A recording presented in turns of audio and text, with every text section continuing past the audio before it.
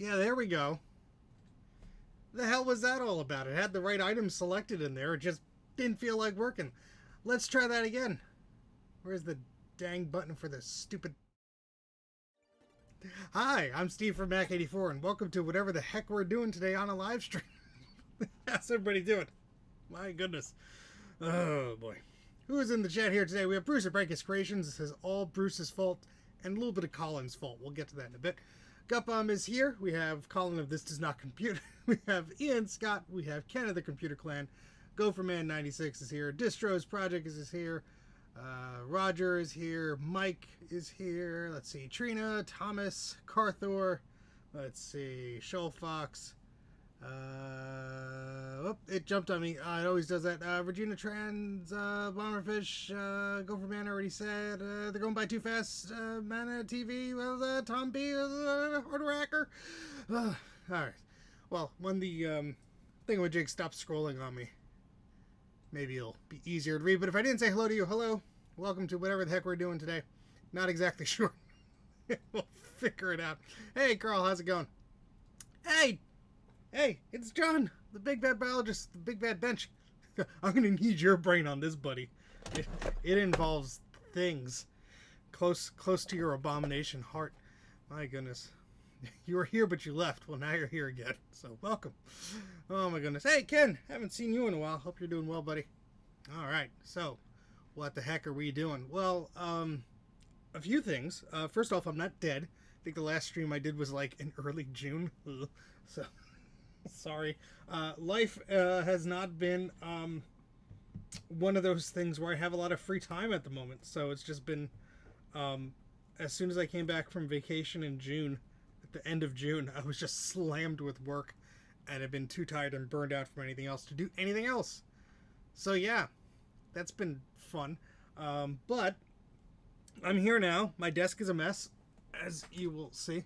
But we're going to try and do something. Because, yeah, but I will speak about a few things that I'm working on because some of you don't, see posts on social media or some of like the threads and Tinker Different and stuff. So just talk about some things I'm working on. They're not ready for a video yet. Maybe one day. Desk looks normal. If there was an AI Steve that is as brain not good go as I am, I'd be very worried for humanity. If they could emulate that. Can I raise my volume or my voice? I can do both. So the thing is, I had to restart this Mac Mini because I usually have this third display. And for some reason, on the modern Mac OS, sometimes you gotta reboot for a damn display to work? Like, what the hell is that all about? So I just rebooted, which usually just, like, messes up all my audio levels. Of course, I didn't think about that. So let's just go here. And where's the input? There it is. Alright, we're going to slowly raise this until people start screaming that their headphones are making their ears bleed. So hopefully that doesn't do the thing there. I was too real. Y'all are weird in the best way. Oh my goodness.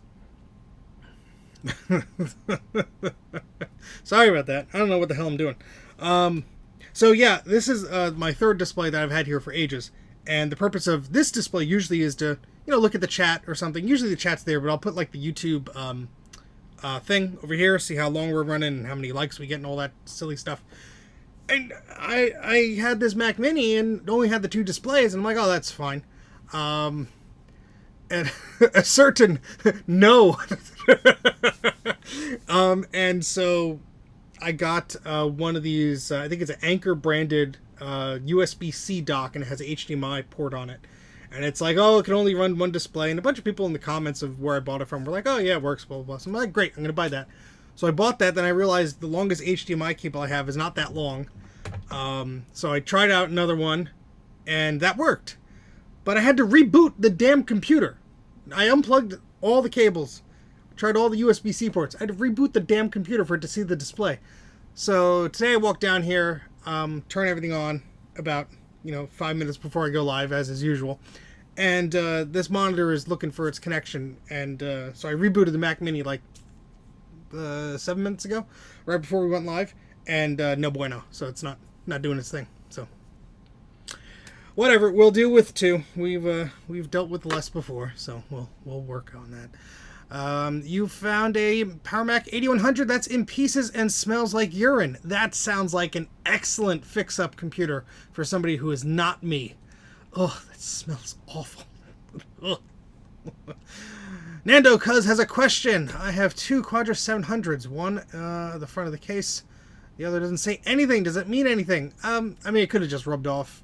What's the back say? If the back looks the same and has the same like FCC label and all that stuff, it's probably not a prototype or anything special. In fact, a lot of the prototypes did say either nothing on the front, or I think I saw one that had a silk screen, something that was slightly different. Ken of the Computer Clan actually has some experience in that area, but probably not anything too special. It's probably just worn off the front. I have a Macintosh 2 CI that is very similar. You could just barely make out the 2 CI. It just says Macintosh on it. But, yeah. I keep shattering the CD bezel from my Power Mac 6100, and Super Glue is barely holding on. Oh, no. That's the worst. Spin their plastics. Yay! Yeah, exactly what Ken is saying there. If it says anything other than Quadra 700 on the back, then it's that's a different thing. Bruce is asking why his Power Mac 6100 isn't working. Because it's a Power Mac 6100. One of the things I did want to show off is I bought one of these, not sponsored or anything, but it's one of these little doodads that you're supposed to see if a USB cable is more than just a USB powered cable. Because I have that problem here in the basement. I have so many USB cables, A, B, micro B, AB positive, AB negative, all those things. And yeah, they are different, and some of them don't have power and some do, and some of them don't have data rather, and some do. And it's always frustrating and confusing because you plug something in and it doesn't work. And so this thing basically has a little battery, and I've seen other designs of this. I'm sure they probably, this, whatever company this is, probably maybe just knocked off some other company's design. Although the documentation is pretty well, so let's hope not. Pretty good rather. And I'm looking for a USB cable to shove into this thing to test. That's a firewire cable. That's not going to work. Line. Hold on. What's this? There's a cable from a pile of sadness over there. It's a USB-C cable, so this should be, good to go, I guess.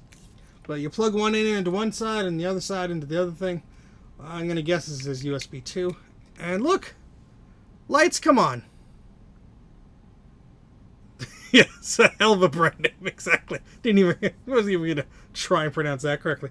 So this says we have ground, we have V-bus, we have -D, +D, so those are the data lines, and I guess ground and V-bus are for voltages or whatnot. I wonder if I plug it into USB 3, if we get any other different lights or the same deal. Pretty much the same thing. Now there is a little book that this came with. If I can fish out of the box here. Yeah, because people are cheap, Carl, and they want to save 2 cents on copper wiring.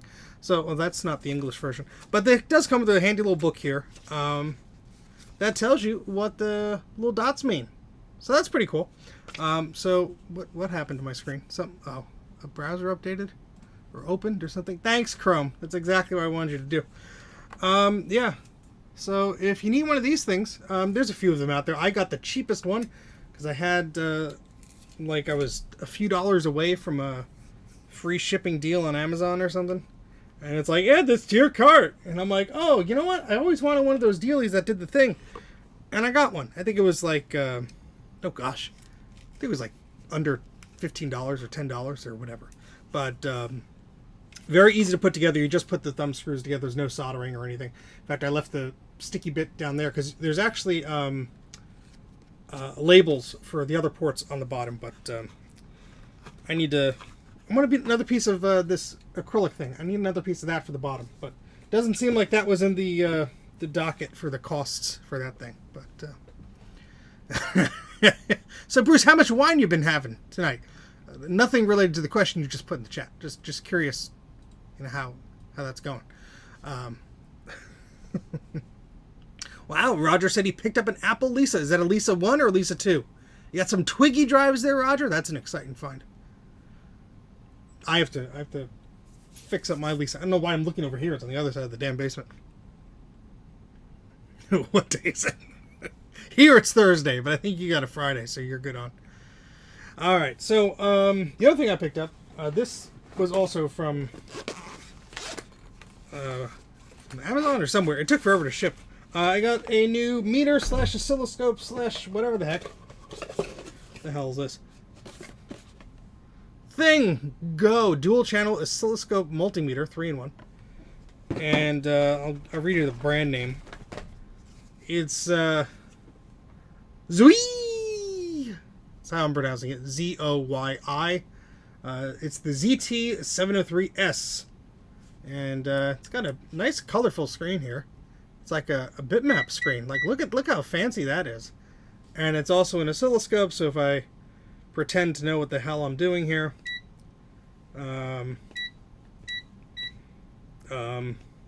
Hold please. There we go. It goes into an oscilloscope mode. So that's pretty dang cool. I do have the other oscilloscope that I have graciously donated by Gutbomb is the kind that you plug into the computer and it gives you a display, which is really cool and useful. But it's usually sitting over here, and this is just makes it easier to have on a bench, and it's all in one compact thing. I could take it places. Not that I really plan on doing any oscilloscope fun on the road, but I guess I can now. Yeah, there we go. Throw it away. If you buy me one of the expensive ones, Bruce, I will gladly donate this to somebody else. While I'm running Windows 95. The uptime on most of my Macs in the house is ridiculous. And I think I had to reboot one the other day, and I was very sad. I know we're on a tangent here, but this is just like, I'm always on a tangent, so you just gotta deal with me. If you're one of those people that are gonna put in the comment section, it took you 7 minutes to get to the... It's like, it's a live stream, buddy. You could just use the fast forward button, or just not watch it all. So we're gonna click on network here. I wanna see how long my G4 Mac Mini has been up and running. I feel like I had to reboot it not too long ago, because it got to the point where it was just like doing weird stuff. Oh, no, I did not. Who wants to guess how long this PowerPC G4 Mac Mini has been up and running? Who wants to guess? Who wants to guess? Quadra 700 without the name has smooth case front, and the one with the name has a rough case front. How smooth is it? Because that's interesting. So if you could send a picture, Nando, to mac84tv@gmail.com, mac84tv@gmail.com. I'd be interested in taking a look. Good guess, Anna, but no. I wish it was that long. Hasn't been that long, Anna, but hello, welcome back to the stream.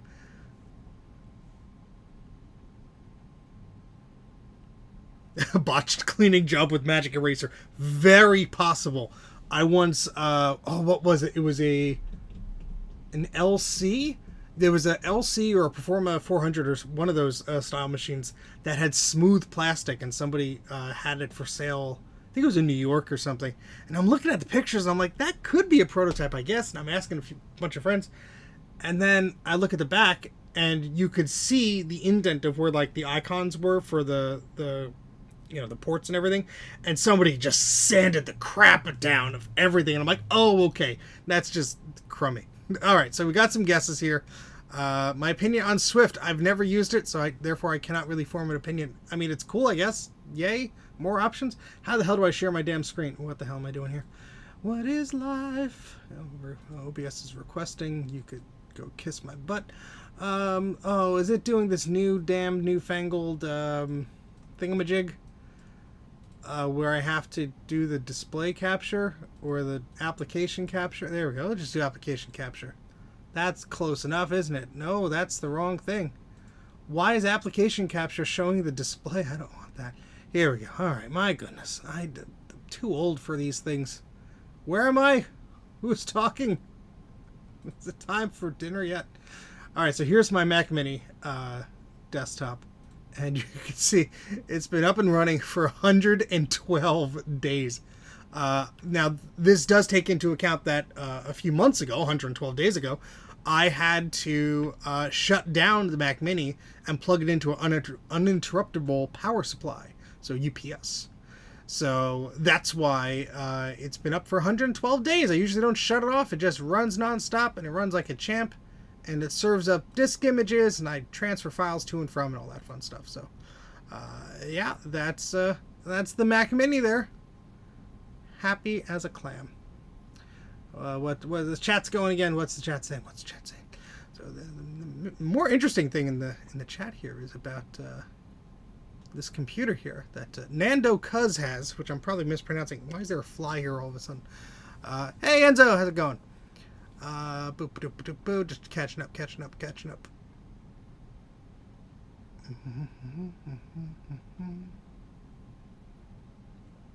Clean my desktop. No, make me.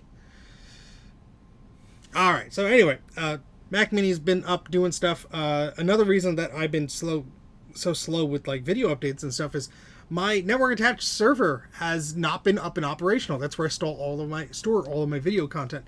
I had a backup, which is great, but in the process of creating that backup, after I transferred like 30 terabytes of information, the old network attached storage unit was going, hey, one of the hard drives is not connected. No, wait, it is. No, it's not. No, it is. And I'm like, what?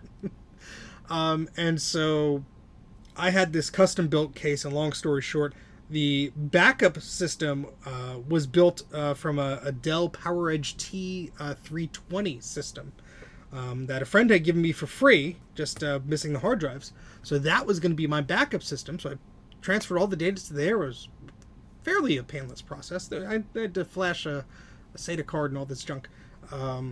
And then copied all the data from my original network attached storage PC to this Dell tower, and I just really liked like the way the hard drive snapped in. It was just my you'll see pictures of it when I do the video, but it's the PC I built was like a rat's nest of just like pray that it works. Had add-ons for everything. It was just some i7 computer that in a massive case with 8 hard drives shoved in there.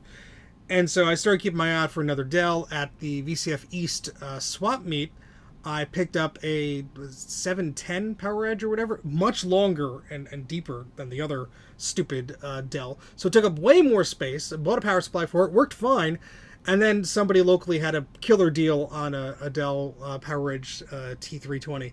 And I'm like, okay, well, let's just get an identical one. Then I don't have to buy a SATA card because this one has it included. Had some drive sleds. My good pal Colin sent over some drive sleds that he had.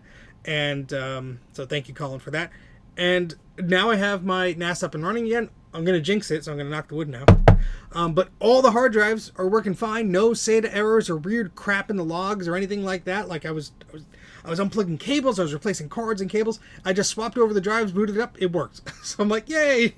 So now I have my primary NAS up and running. I have the secondary. It's R-syncing to each other. I got to figure out some snapshot thingamajigs, but it's going. So thank goodness. That was not a fun ordeal to have messing around with in my brain. Like, oh, that's in the back of my mind. Got to back up all my data.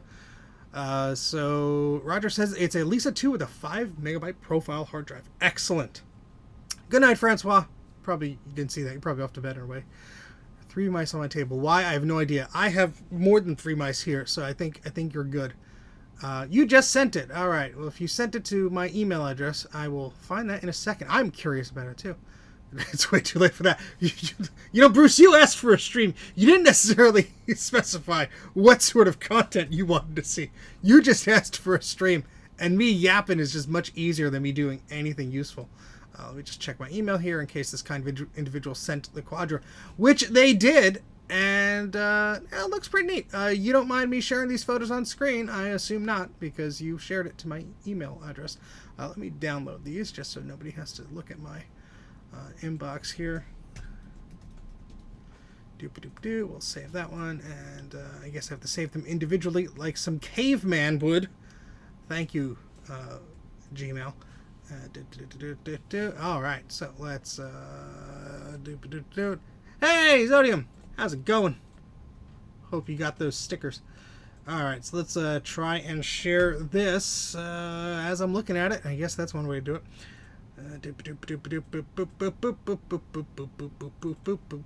Making noises with my mouth because I'm eating uptime.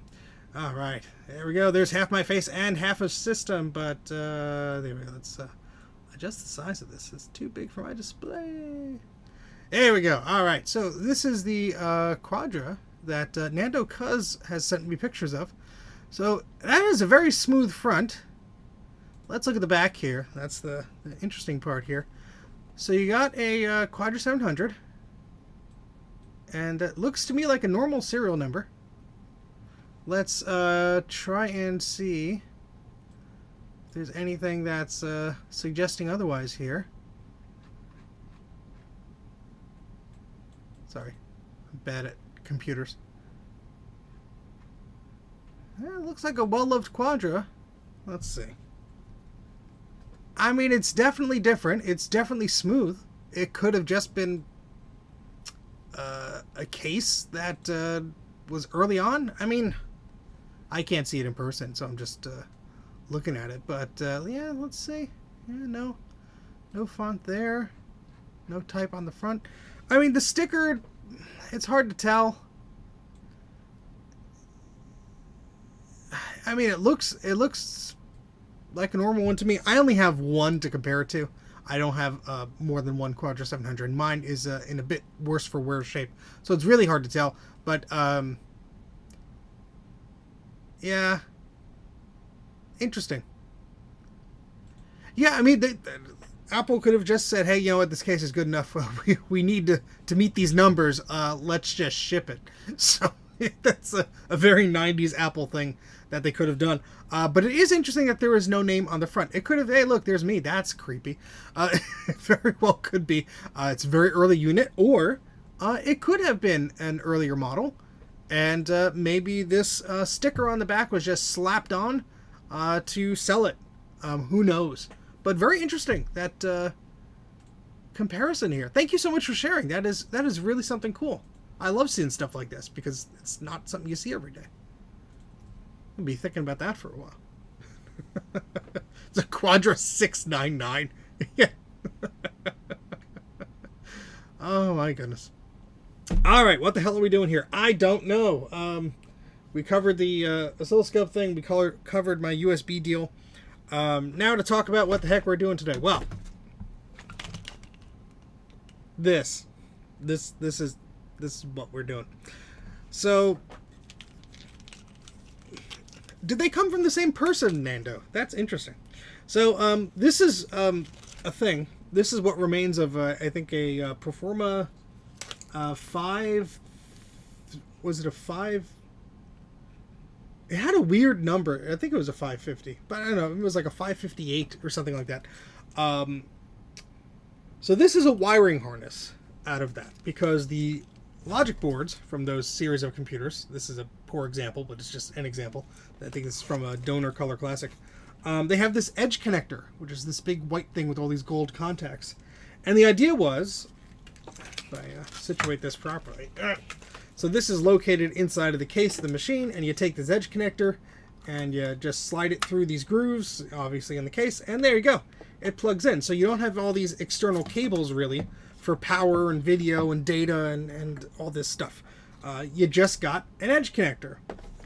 While that's all well and good, these machines are, reaching almost 40 years old now, and those caps and everything to remove them, well, not nearly 40, they're like 30 something.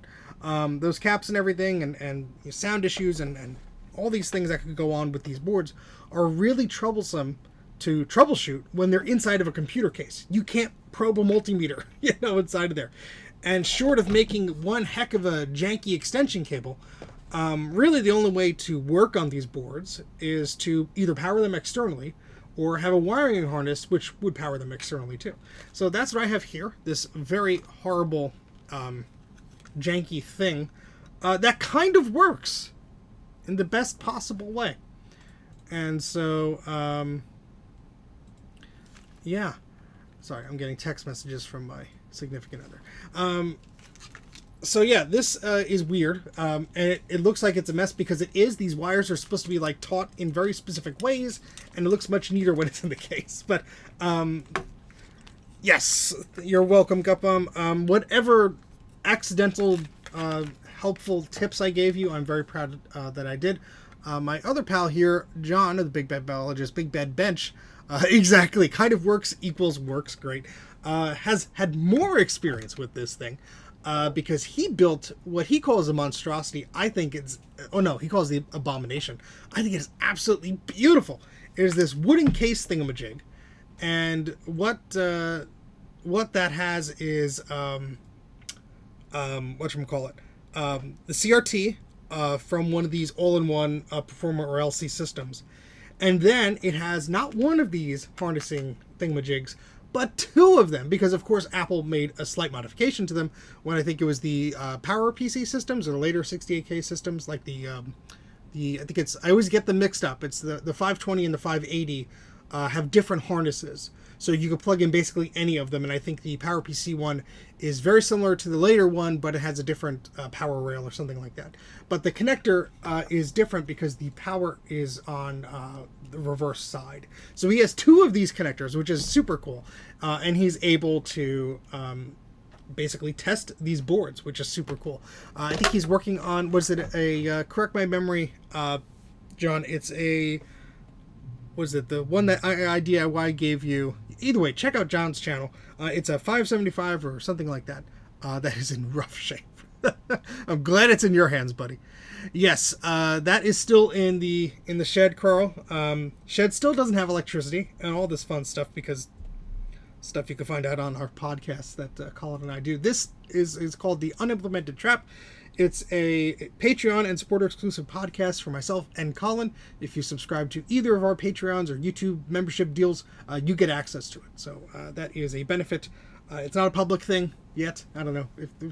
We just have fun doing it the way it is. But we talk about the shed and all that crazy crap on there. So if you want to update on that, there you go. Gutbomb says he made an improved video circuit for the video. So it's at the proper levels with separate sync. Well, that's easy. I want that. Make mine go, please. All right. So what are we doing here?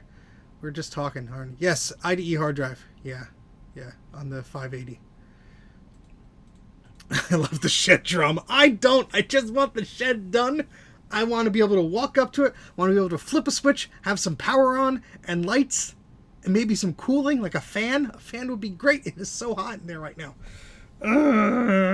Long story short, we're going to have to probably move the dang shed. Lousy contractors and doing the thing. When I get it from the manufacturer, ooh.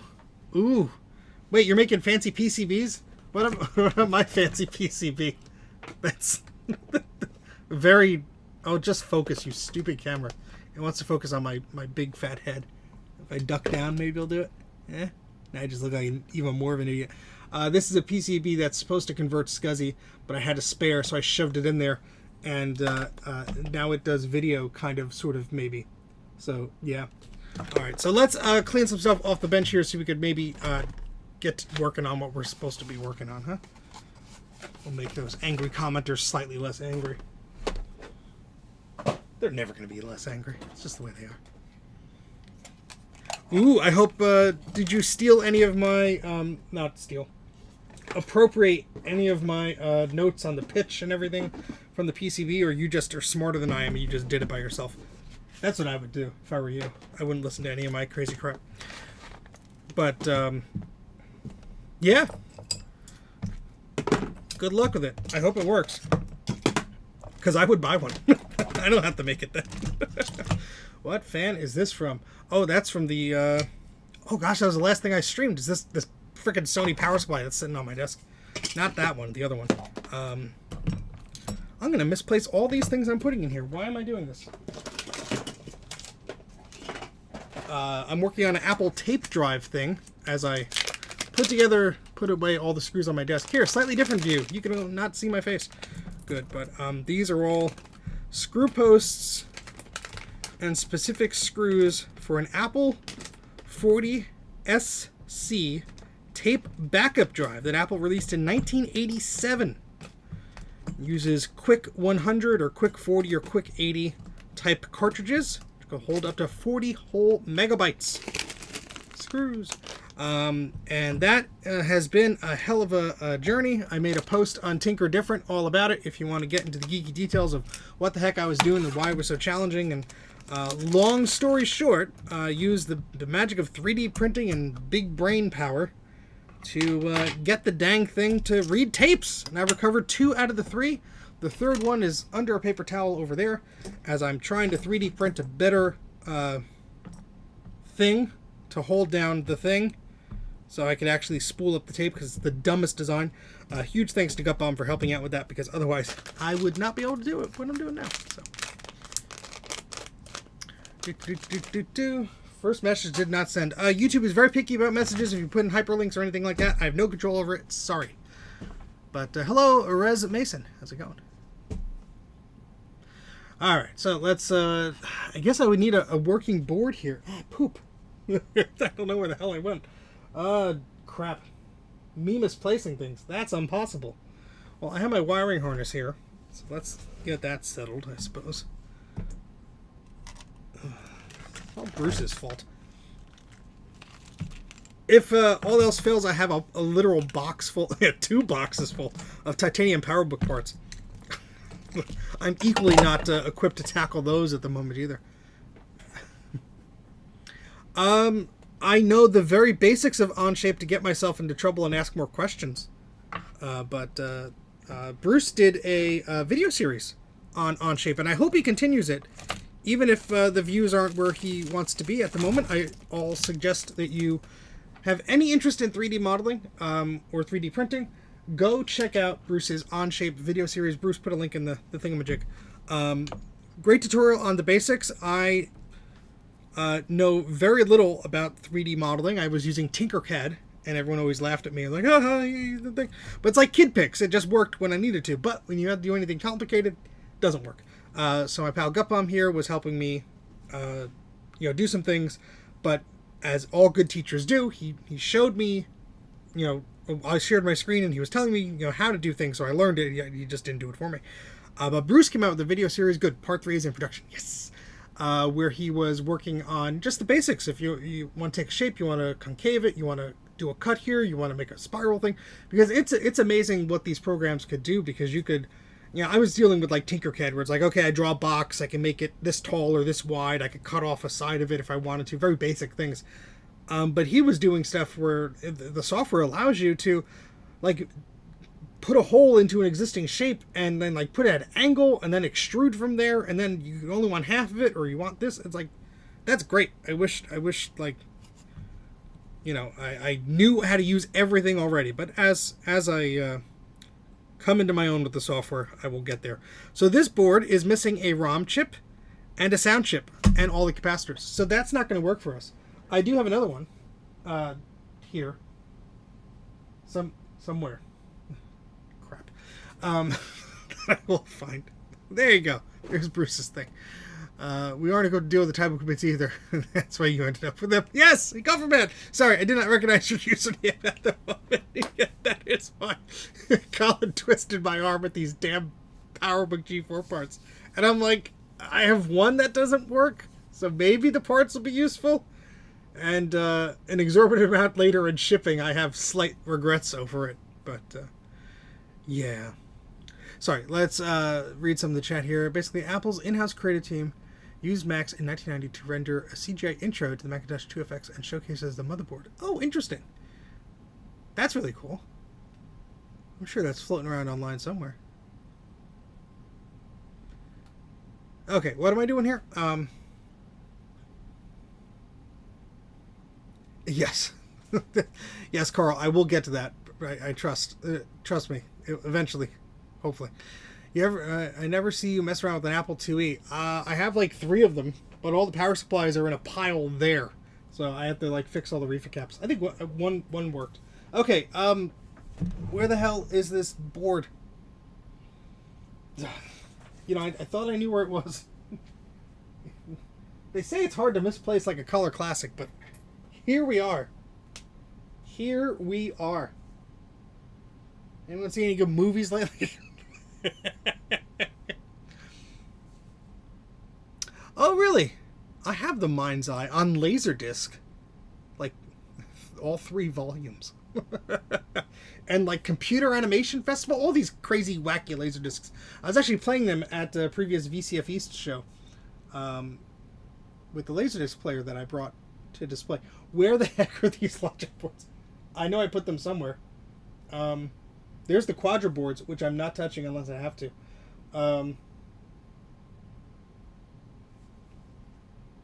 I am perplexed because I was working on 2 of these recently. Let me go see if it's... Joe! Let me go see if it's a different place. It was on the Beyond one. You can see a Happy Mac icon in it too. That's cool. Good Stevening. Yeah, Stevening is about to stand up and look for stupid parts, which he should have had within his eyesight before he started the stream. But, you know, life is not like that sometimes. And I don't have the wireless mic on me, so I'm going to have to project. Where the hell is this stupid thing? It's probably within arm's length. That's usually where most of the stuff is missing goes. At least I found the wiring harness and the power supply. That surprised me. I thought I would lose both of those things instantly. But, you know, time makes fools of us all.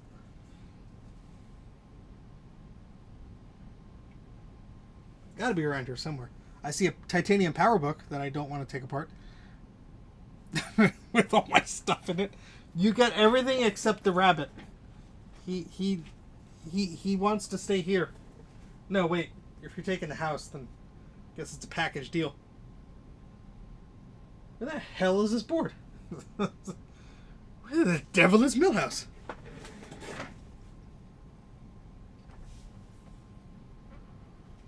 It's kind of important to have a working board for this, so if I can't find it, we'll just switch to doing something else. Tell me in the chat what you want me to work on if I can't find this stupid thing. It's all my fault. All my fault. Ah.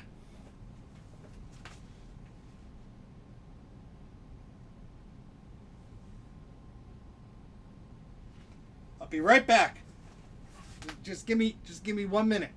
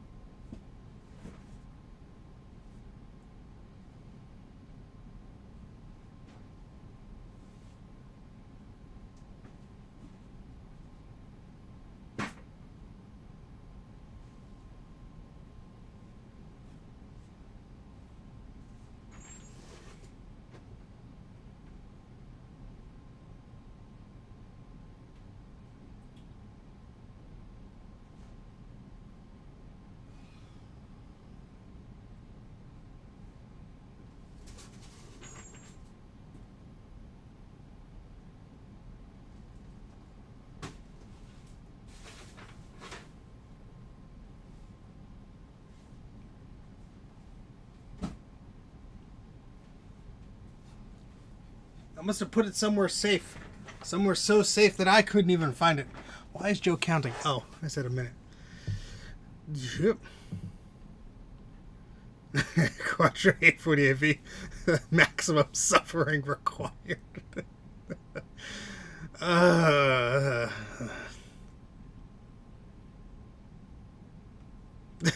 It broke 5 hinges on titanium power books just thinking about them. That's how you do it, Nathan. That's how you do it. Hello, other Joe. Welcome to the stream. I think we lost him. I know where I am. The basement ate me. I don't stay organized. Why is the camera still up there? Oops, sorry. I don't. I'm trying, really. The shed was supposed to fix that, but I can't put anything in the damn shed if they have to move the damn shed. So, well, I got the Quadra boards here. Unless we find a color classic board that works so I could continue work on my harness thing. I guess I could wait till Gutbomb's creation and take out some of the guesswork. I guess it's time for Quadra pain now, because you all deemed it into existence. Let me clean up the crap that I have here. There's too many screws and stuff. No, I'm trying not to be a scavenger hunt. 73 people liking. Watching. I can't word today. My brain is bad. I'm sorry.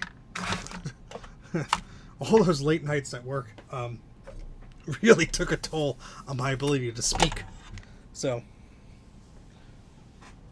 sorry. Brain no go. What did you expect? Welcome to the Mac 84 live stream, where my brain don't go. And this mat is absolutely filthy. We're just going to have to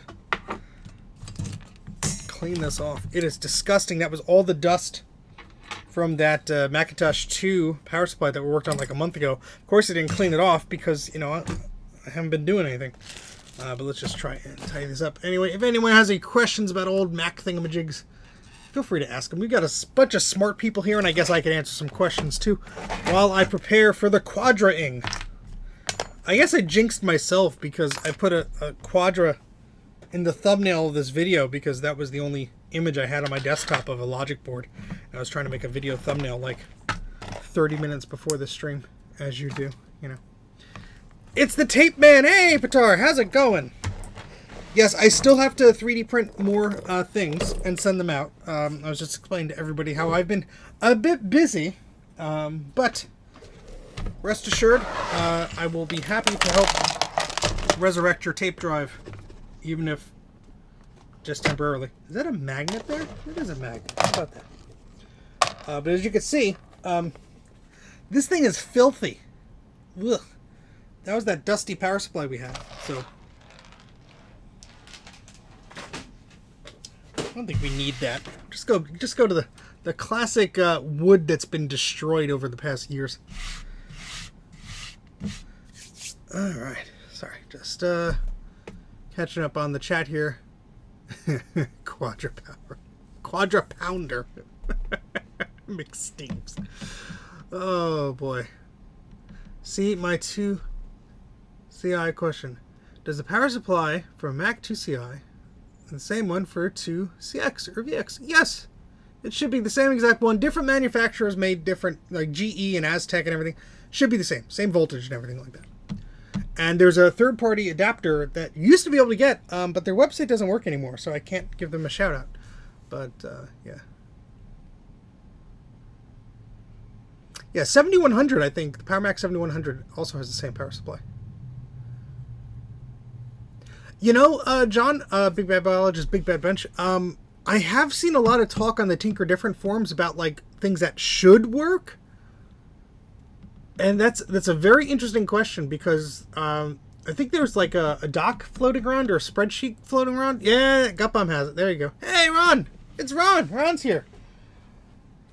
Time for Ron. It's Ron's time. Now we're singing.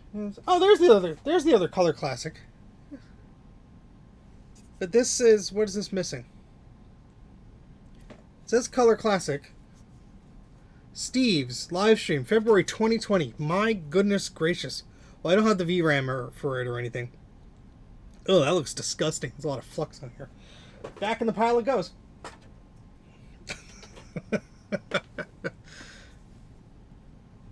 Oh yes, Joe, put link in Go. Put link to thing.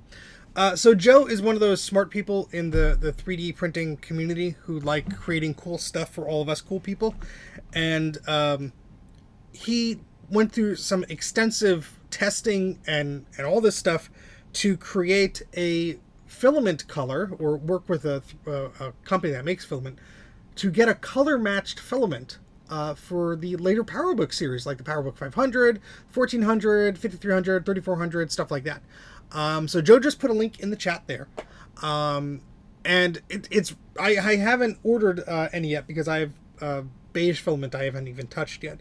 I don't want to, go to waste. But if you have like a PowerBook 500 series that is missing the I/O door on the back, like 99% of them in existence are, or you want to make accessories or new case parts, I think that's going to be a perfect match for it. I am also very curious how well it matches like the TAM. I think the TAM, someone on social media was saying it's a bit of a lighter color. There's like a speckling of like a champagne or a gold color in the thing, but that'll be really cool. The PicoPSU something. Hey Eric, sorry that I saw you stream before there. Didn't mean to jump on top of you. Subscribe to Eric's Edge if you haven't already. Alright, so let's see. We got a few boards here. There's that one. There's this one. You should really label these, you idiot. Hold please.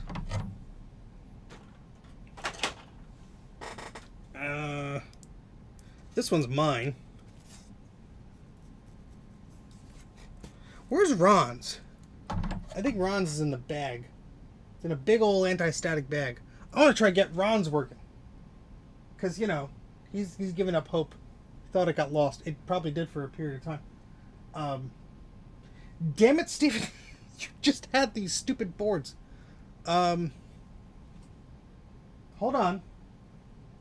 They were all together, like a group of happy things. Go.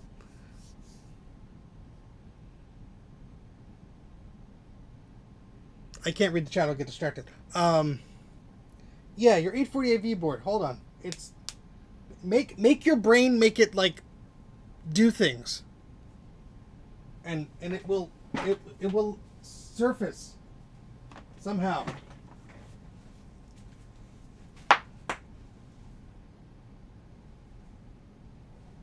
It's probably on a shelf in an area that I cannot see.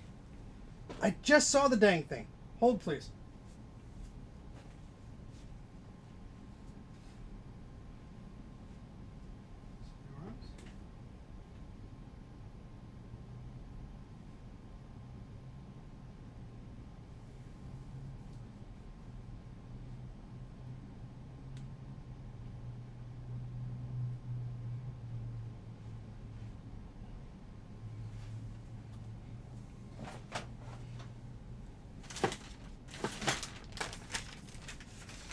Alright, take this out of the static bag. I think the label might have fallen off this one. Great, so I have to compare the serial number with the list I have on my older computer. This one I don't think is Ron's. Ron, do you have a green board or a brown board? I can't remember. Happy Mac 5s only. Let me make the chat bigger so I can actually read the damn thing. Steve loses the things in his basement, but that's everyone. The one least broken and easiest to repair. I like it. Oh boy. I also jumped on top of Justin's stream. Well, Justin streams regularly. I haven't streamed in over a month, so that's my excuse. Yes, Ron's battery kits are amazing, especially for the Macintosh 2. Like, heck yeah. That's the only, like, sensible way to use a Macintosh 2 these days without those stupid batteries. Here's another board. Look at this. I'm finding all the things when you take off piles of crap. This is Eric's board, I believe.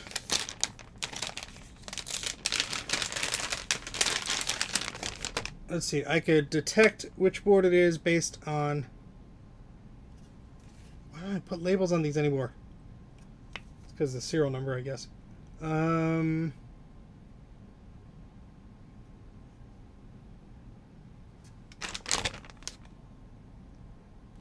that's the wrong one. This might be... Yes, this is Eric's. The labels are right there. I just can't read it. This is Eric's 575. This one I got to SADMAC, at least. So the issue with this might be memory related, but we're not sure. And so I can always go back to that if I want. I'm going to put up a poll in the chat. Let you decide my fate and maybe give me time to do something. No, I don't want to start a goal with super chats. What the hell? Just let me do a poll here. Engage with your audience. Start a poll. There we go. Do what? Let me see. 140 crap or let's say LC 575 crap. Choose my fate. What do? I really shouldn't have streamed tonight. I apologize to everybody and your brain. My brain, no go, no bueno. So, yeah. Make LC go. LC go, me good. Go good, go. Oh, boy.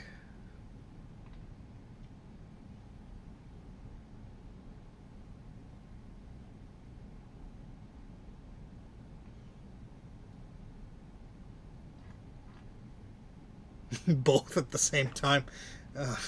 Do what now? Colin, could you do your best Meatwad voice impersonation? Just like will it into existence on my end? Steve's mood drops as the Quadra 840 bar rises. Yeah, I'm ready to put these boards away, but looks like fate has other plans. Cheese and crackers. Alright, you got 28 votes. Don't forget, you gotta like the video too. Maybe. I don't know. How do you even YouTube anymore? Got 28 votes and 76 people watching. Hello, everybody. Thank you very much for tuning in on a day where my brain doesn't work. Oh, gosh. The votes are evening out. It's gonna be one of those things, I guess. We'll see. Half of people want me to do a thing. The other people want me to do the other thing.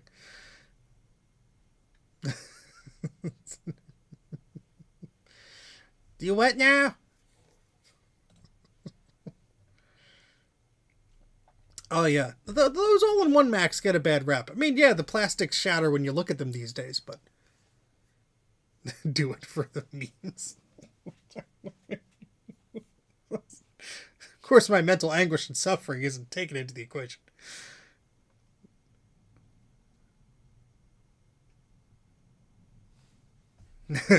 This don't matter. None of this matters. Hey, Brandon, how's it going? Hey, Rudy. Last Carbon. Who else has shown up? Aaron, hello. I picked randomly. David, hello. All right, so we are in the lead with the Quadra.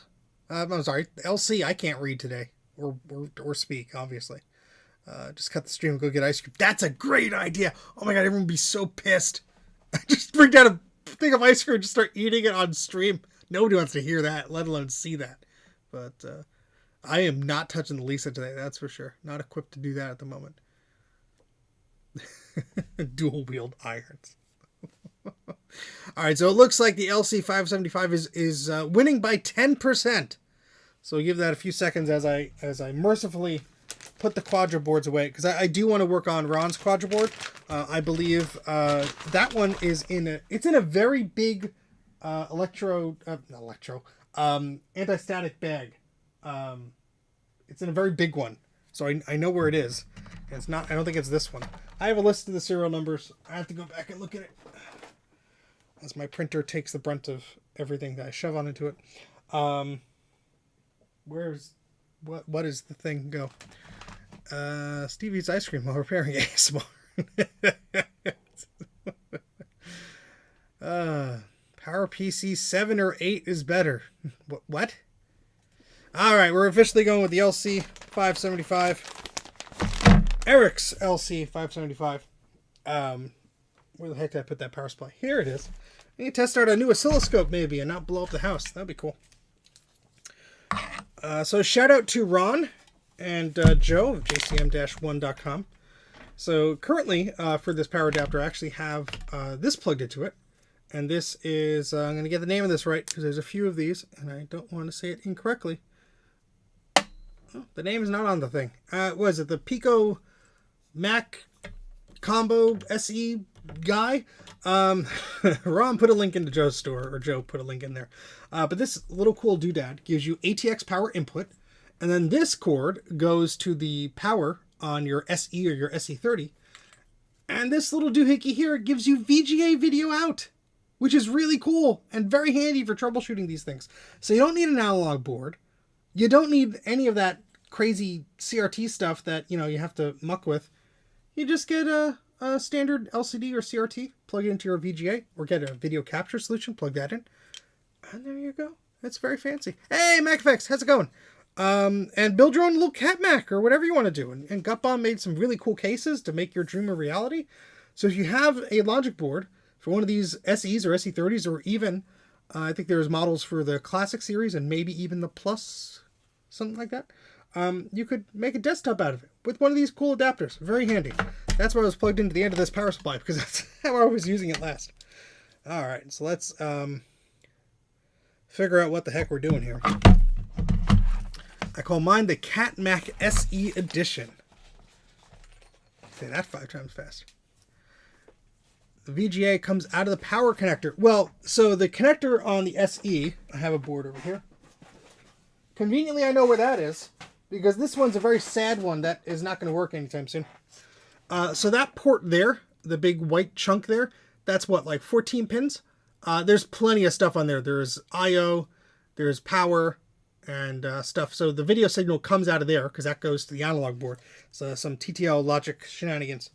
And so that's how you get video out of that. Very cool. Okay, sorry, I'm missing the chat. Thank you very much for the super chat. Rebooting. Thank you very much for the super chat, MacFX. Yep. Thank you very much. Super appreciate it. So it's the SE combo with Mac Pico Vid, Joe says. Where's the link? Put the link in. There you go. Joe put the link in. Yay. I'm going to pin that in the chat. Why the heck not? Consume. Especially if it's from Joe's store. Oh, boy. Oh, okay. Those types of power systems. Okay, Patar. I was confused. All right. Power Macintosh 7500's 30th anniversary is coming up. Oh, jeez. Well, I'm old. All right. Well, that's established already. Where did I put my wiring harness of sadness? It was here. Are we just going to like do this like in a repeat circle for like the end of the stream? It's like a big ugly wiring harness that I just had. I need to get my head inspected. There it is. So this is how my brain works, folks. If you want me to lose anything, just put something right on top of it. Gone. Gone.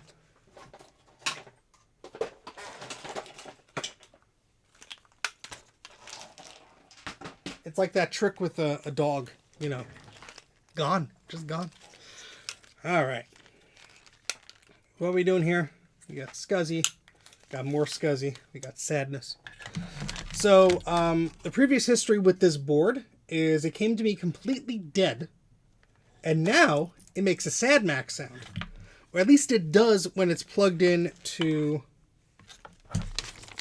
an actual Performa 550, which is on that side of the basement. It does turn on otherwise, but it makes that sad chime. And that's really where I stopped last time. Maybe we could progress further. Maybe not, but we're about to find out. Works. It does work. It functions. It does a thing. What that thing is, I'm not sure. But, you know, it does that really well. How am I doing this? Does this just plug into the edge of... You can't see what the hell I'm doing. Oh, now you can see too much. I wired up this power supply to do a very specific... Oh, yep, that's how it is. Look at that. It's not shady at all. Yeah, that's what Bruce said to me earlier. It's probably the onboard memory, and that's going to be a pain in the butt. But I do think I have a bombed board with similar chips. Everything looks squeaky clean on here, so I'm wondering why it would be that. I guess I could reflow the memory, but I am not smart enough to know, like, if some brands of memory work better than others on these systems or whatever. It's not MT RAM, so it's too new to be that. Sorry, all this crap is like falling all over my desk here. 630 uses the same RAM. Now, I mean, there is a slot for memory here, but I think when I tried adding RAM, it didn't seem to make a difference. It made the same sad sound. So I don't think that's going to solve any problems. Yes, tone out the RAM pins. That's the problem. Yes, so let's bring up, I think I have a schematic for this one, or a similar one. Come on, do the thing.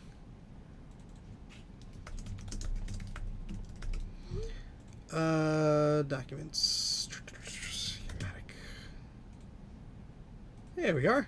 Look at that. Oh, it's one of those fancy ones that just came into existence not too long ago. Has the lines on there and everything. Oh, yes. Colin did a great video on the 2SI power supply. Thankfully, there are more options than ever these days. Now, this is where this monitor will come in handy. If you could put the schematic on there, that would be so great. But I can't, so I'm going to have to minimize some things. 82 people. Hello. All right, so let's see what we could do here. A schematic, as my good pal Bruce likes to say. All right, so I guess I'll put the chat on this screen. I'm just going to consolidate my thingamajigs here so I could see better. I only have 1080p monitors. I don't have anything too fancy here, so we're just dealing... No, wait, this monitor's a little bit higher res. But anyway, we're just dealing with what we got here. Thought I turned that sound off. Yeah, I did. Okay, so let's try and... I guess I could show you some of the schematic too. How do I do that? Oops, wrong button. I almost broke the thing there. Yeah, let's change this to be that, and then turn that on and do this. Sorry, folks, takes a while. Brain is rebuffering. And if I do that and put that there, and then do this with that there, and then do that thing, which is like that, and then oops, I screwed up. I did the thing wrong. It's like an hour in and we haven't gotten to fixing anything, is it? We've been talking. I don't know how much you like me hearing me speak, but you got a lot of it so far today. Okay, so schematic. Here it is. Hey, Jeff, how's it going? Did you get those stickers I sent you? I forgot to ask you. Yeah, you broke the anode connector. That's not good. I'm sorry, buddy. If I had a spare one, I'd give it to you. A spare one I knew that worked is the underlined thing there. Fixing is over, right? Okay, so we have a schematic here. Let's see if we could find the phrase of memory or RAM. Thanks to these main memory subsystem. MEMC Junior. That sounds great.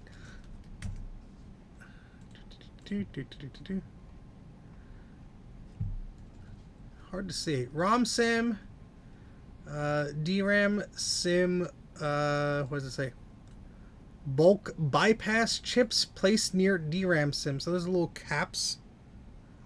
So yeah, here's all the memory. The memories. Oh, okay.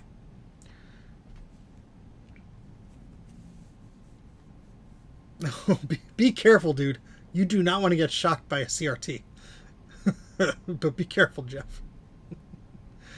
Oh, boy.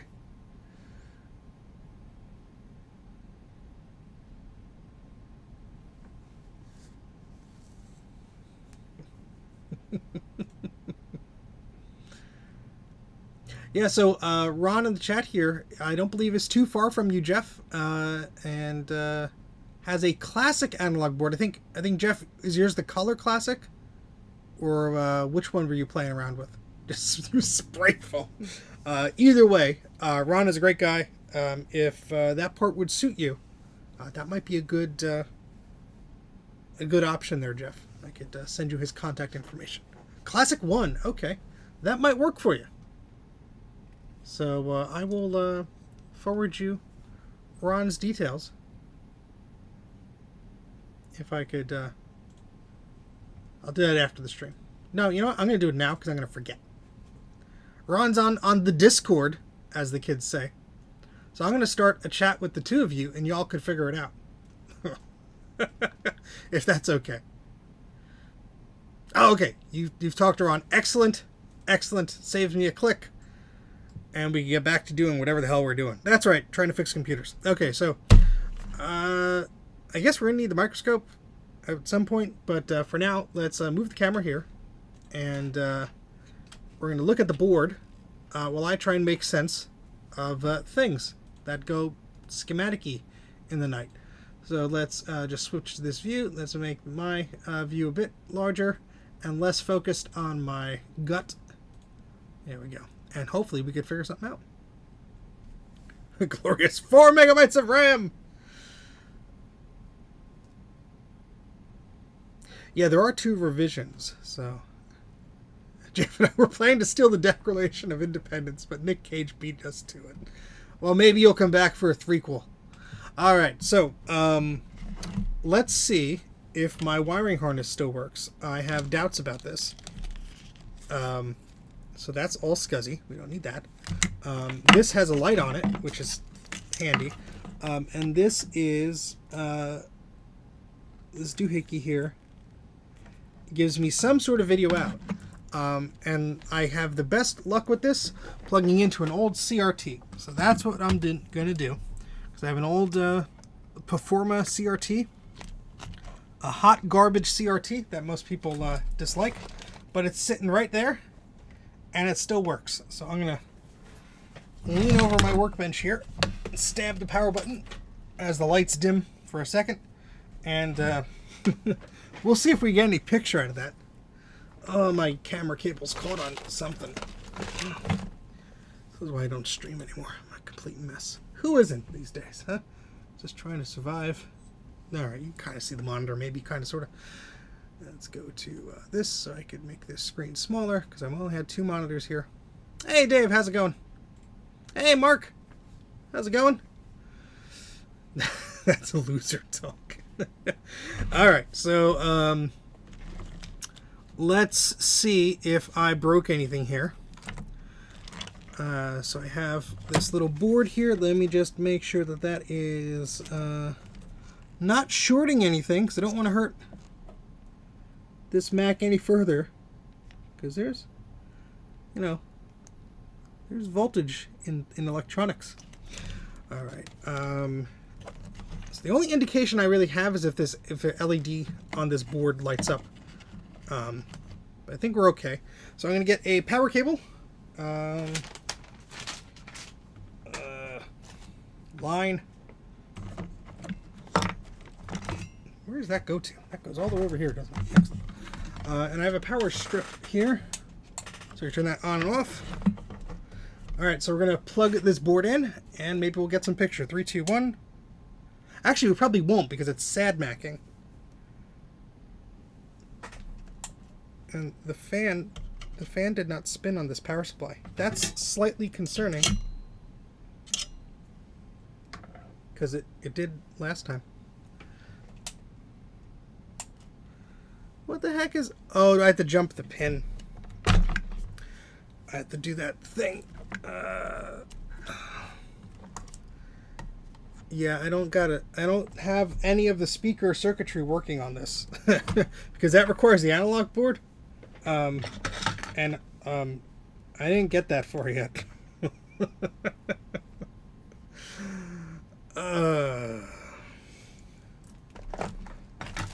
Let's see. Hold on. There's a wire I had on my desk.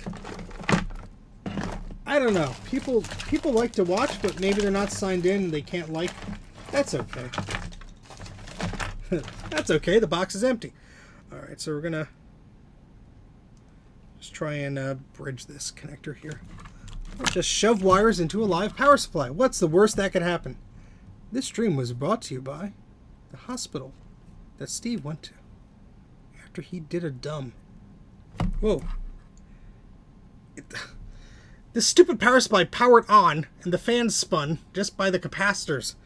The LED light's still on. It's not plugged into anything, folks. It just scared the crap out of me. Oh, that's not going to fit in there. Oh, boy. If I were that wire I used last time, like 3 months ago, where would I be? I feel like I'm going to be showing this live stream to a doctor and or a psychiatrist in a few weeks. Hey, Doc, you ever get that feeling when your brain just go? Here's an example.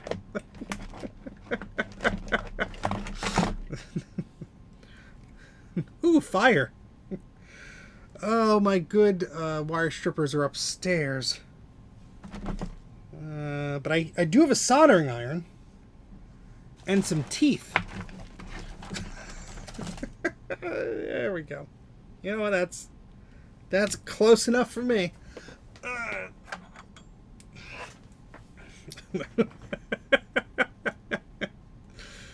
Oh, boy.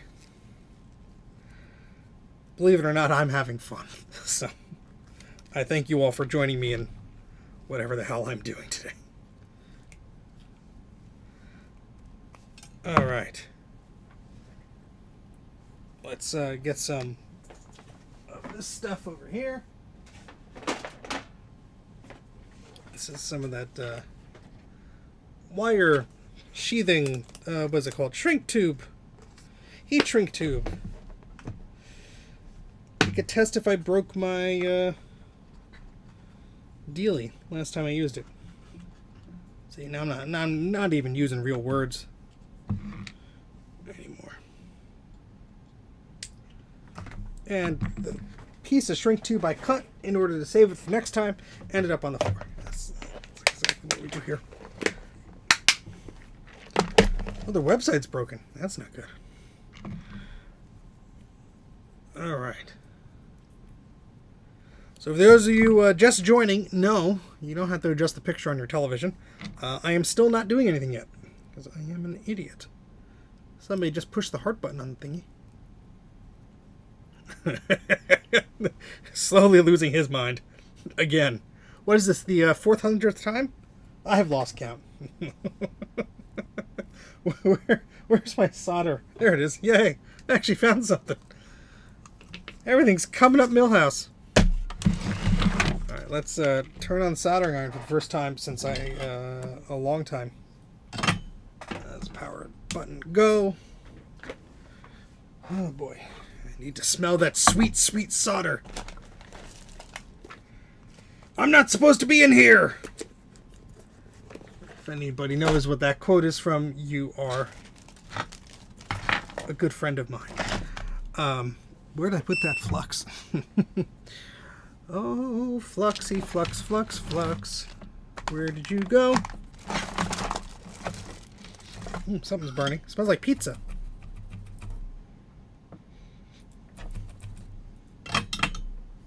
It's not that, but I wish it was pizza. I want pizza now. Yeah, well, it took them a while. Soldered madness, madness, madness. The bench is perfectly clean. You just have to adjust your expectations. Where the hell did I put that flux? This is not related to me losing things. I have more brand new flux. It's like right over there. I could actually see it. You know. Hey, look, a BlueSCSI. Hey, look, another BlueSCSI. That seriously smelled like pizza for a second. Either that or I'm having a stroke. Broadcast live on YouTube. Somebody will clip the hell out of that.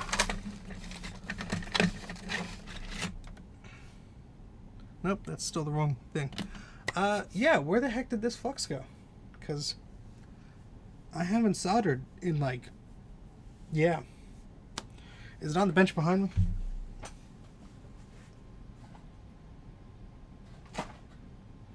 'tis not on the bench behind me.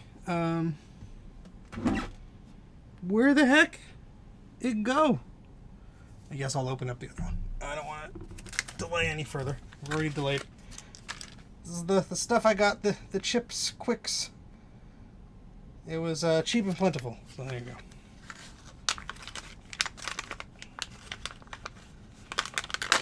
And it worked good enough. What is this? Stop. Read instructions on reverse for thing. Do not install if using thing. Push rubber tip into plunger. Make sure orange screw. You know, you gotta put instructions on my flux now. Do not eat this. Do not eat that. You know. What's the world coming to? Hey, Steven's Junk. I like your name. Hi. What is this? I've never seen this before. It's like a little, I can't even see what I'm streaming because my screen is so thing here. See reverse instructions. This piece is only for manual dispensing. Do not install on a pneumatic equipment. Push rubber tip onto plunger. I guess here. Make sure orange screw cap is tight to prevent dispensing. Yes. Push plunger into syringe until rubber tip fully inserts fully into back of white stopper. Okay, so this guy there. Okay. Following the instruction. This is just some chip quick stuff I needed quick, and it delivered quick. Remove orange screw cap. Push to dispense. Pull back to stop. Do not use excessive pull. Force go. Wait, no, this, how does this go in here now? Oh, maybe it don't go? No, yeah, it's supposed to go. Wait. Push plunger into syringe until rubber tip fully locks onto thingamajig. Okay. No, that's making flux come out the top. That's not working. That is not working. God damn it. I read the damn instructions and it didn't work. I'm just gonna... We can't waste flux, so I'm just gonna scrape that off. And just glob it on here. And we'll just deal with it. I don't have time to read instructions or understand things first. I'll deal with that later. We only need a little bit here. The real smell of not turning on your fume extractor.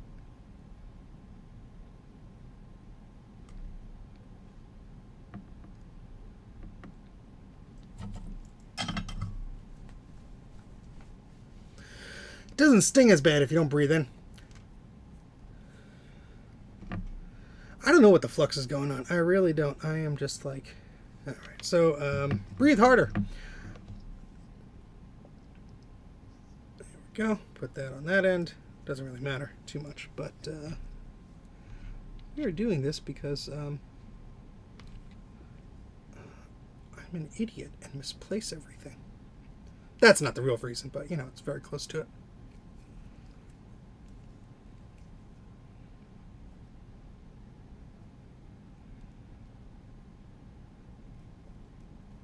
I should have wound these wires together before I put solder on them, but you know, I'm out of practice and out of sorts, and my brain doesn't work as good as it used to.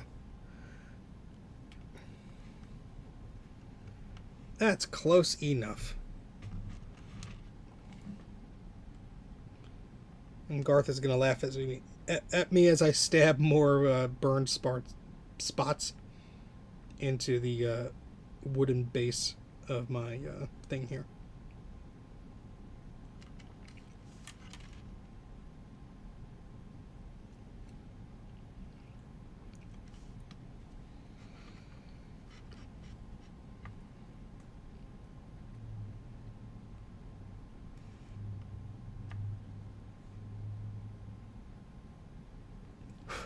All right, that should hopefully do the trick.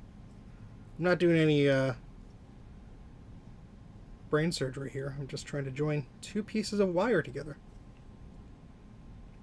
And that might just do it. That's all I need. I just need to jump the power supply without worrying about it. I'm going to put the flux back in the bag so I don't like lose the rest of it somehow. And the instructions.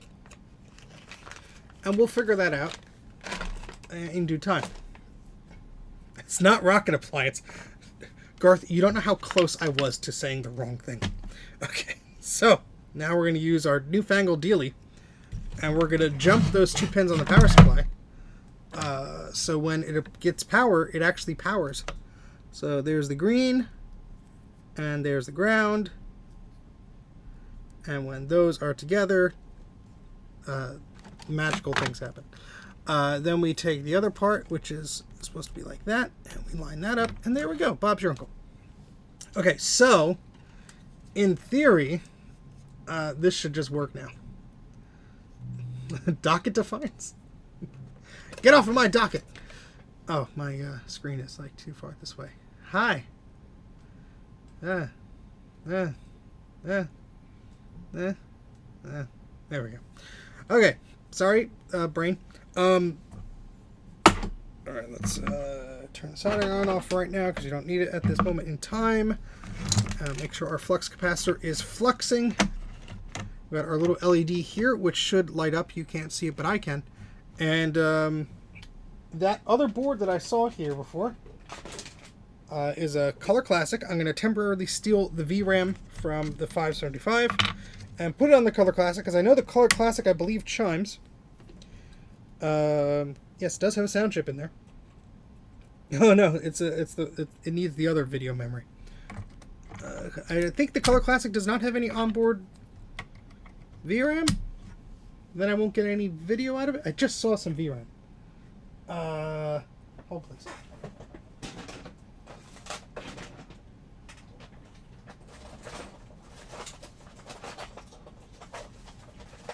I'm so out of practice that I'm forgetting these things.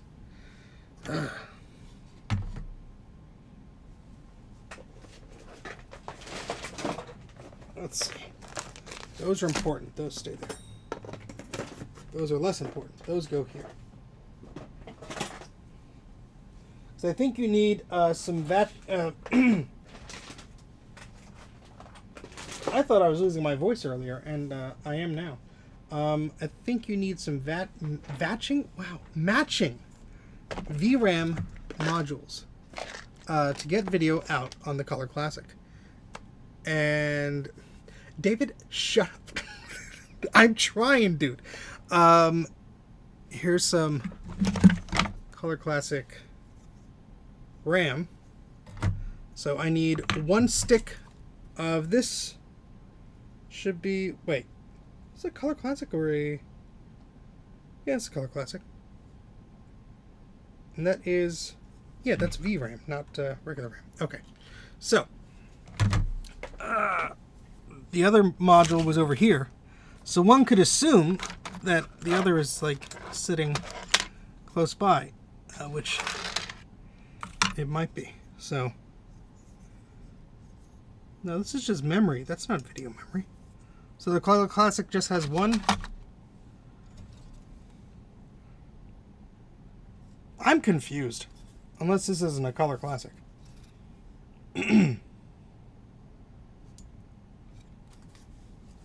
Bruce, somebody brained me good. I can't friggin' remember anymore. I thought that the Color Classic had two modules for VRAM. No, that's the 475 I'm thinking of. 575, because I'm looking right at it. And that's video memory. Okay, so maybe the Color Classic has built-in video memory. Thank you, Joe. One VRAM. So maybe I could run it without anything. Let's just plug it in. Stop talking.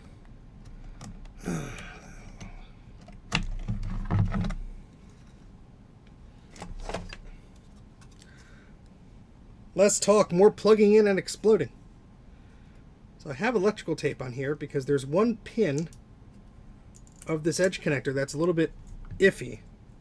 And there she is. And so I have to insert this very delicately into the thing. But it has some onboard video memory, I think. Bruce, or am I completely forgetting? So I have to insert this carefully, or that pin will get worse. There we go. All right. See, now I just want to go get ice cream.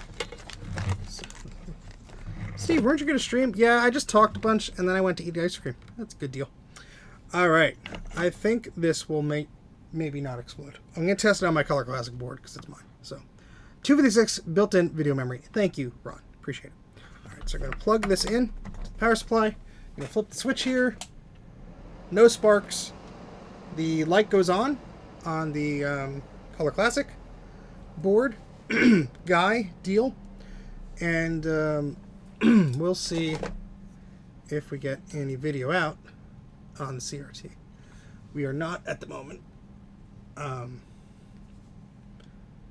it very well just could be something fishy with my video setup, which of course would be fishy. Let's turn this off for a second. I'm going to plug a BlueSCSI into it. Now this does not have an SD card, but I should be able to see if we're getting power. Yes, BlueSCSI light comes on. It does the blinkety blink. So that's good.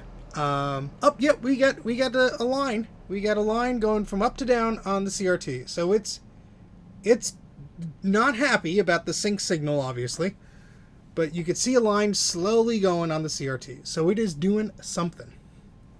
So that's good. PDS video card. I don't even have a PDS video card. I have all sorts of networking cards, but I do not have a PDS video card for the Color Classic. That would be super. But yeah. Yeah, this is like Bruce's wine and soldering, except it's just Steve's brain and soldering. Okay, we're just going to shut that off.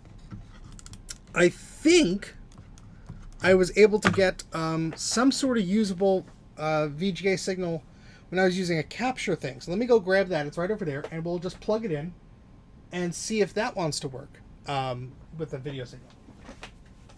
I doubt it, but we'll see.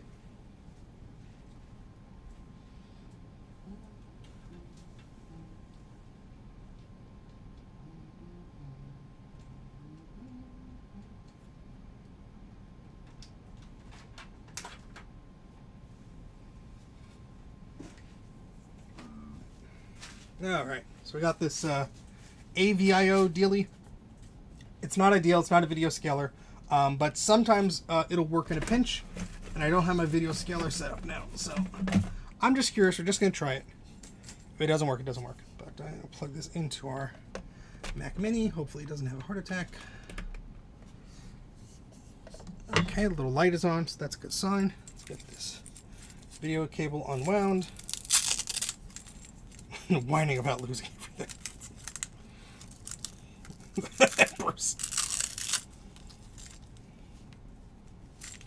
I did see you get one,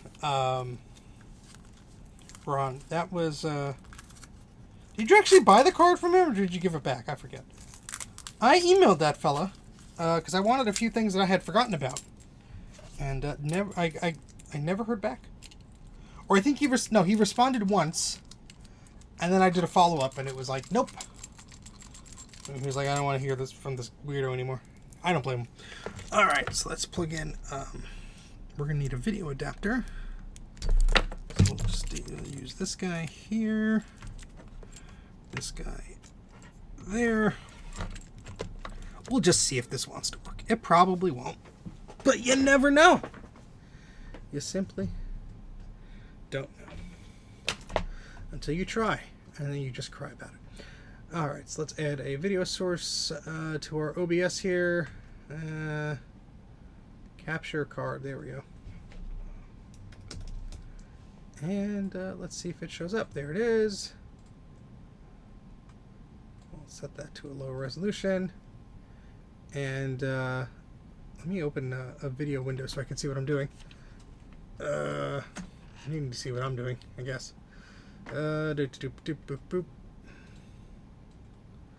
not always this scatterbrained. I mean, usually I am, but it's not always the case. All right. So let's turn this on again and see if we get video.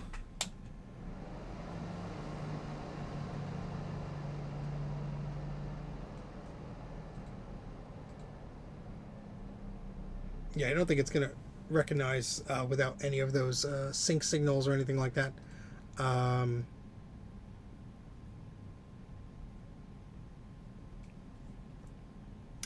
Yeah, that's why I had the CRT plugged in before. But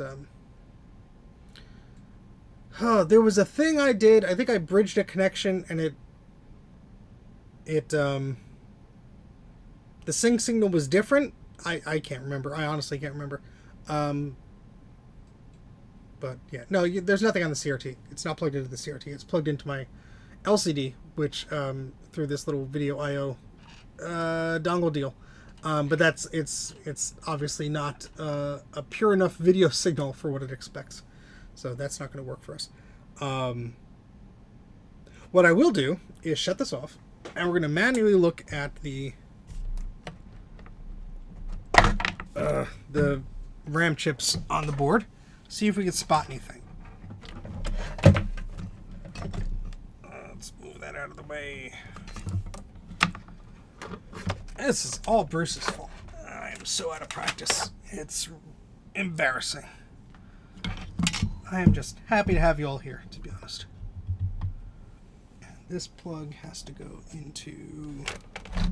Whoopsies, I don't want to do that. Break my whole monitor and setup here. Note to self, do not get two matching cables.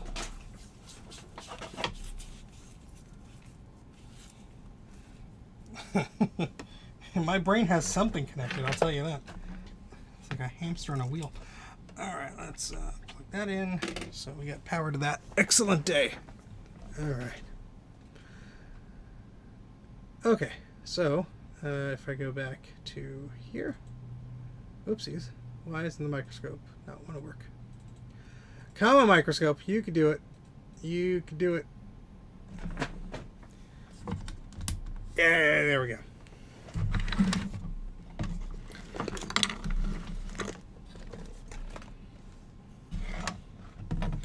Yeah, I haven't streamed in like a month or so because like life has just been too busy, to be honest.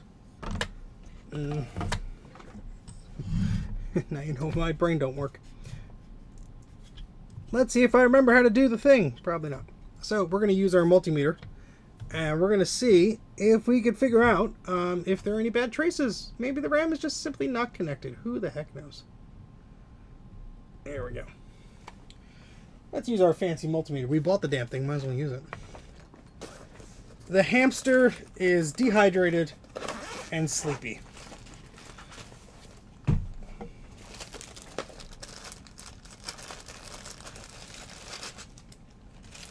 Gupom says you're using the CS sync. I really don't know what it was plugged into, to be honest. We could revisit that, but let's plug in our multimeter. See, now I say it the way Ron says it now, because he infected my brain. The multimeter.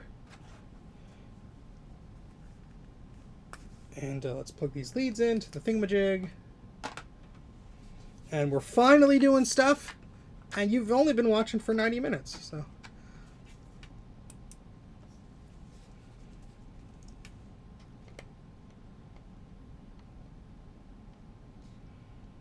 Okay, so we want to get to... Whoopsies, wrong one. There we go. Continuity mode. The beepity beep beep mode of it all. How about that? So I'm just going to look at these traces here. Nothing looks out of the ordinary, but...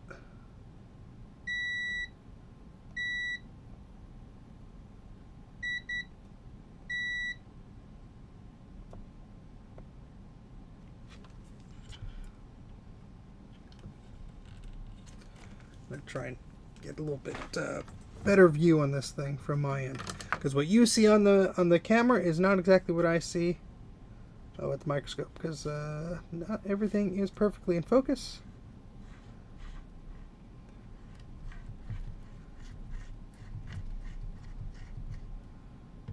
Alright, let's dial this in. Alright, that's better.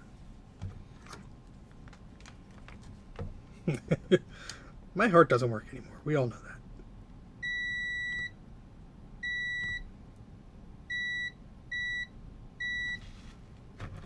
So we're just beeping things out.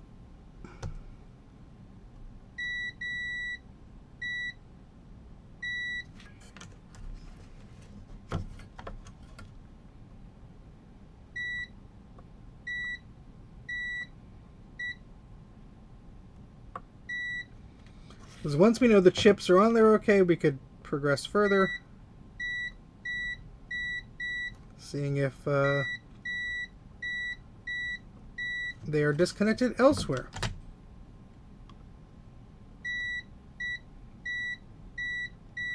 Or it could just be a faulty chip, and then we'd never know. Spot of green on there.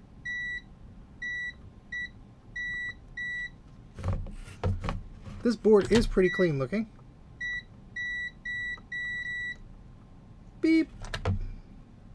Hope you like beeping noises, folks. Because that's what you're getting.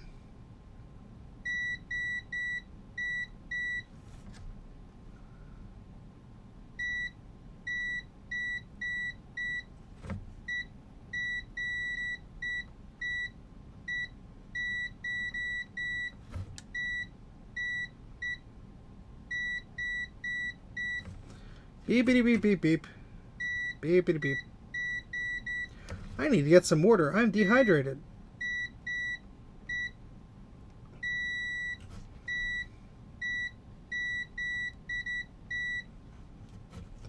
SOS.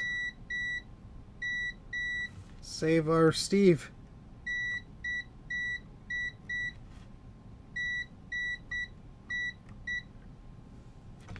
And then there's a little bit of gap, and then there's another chip here.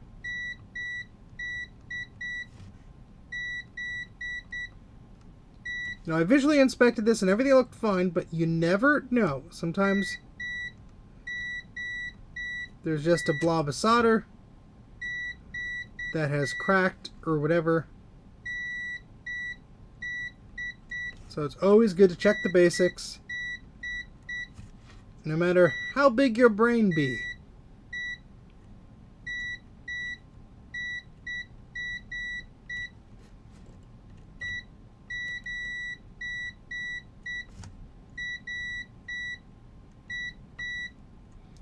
And I see the chat flying by with my other eye, and we'll get to you folks in a moment.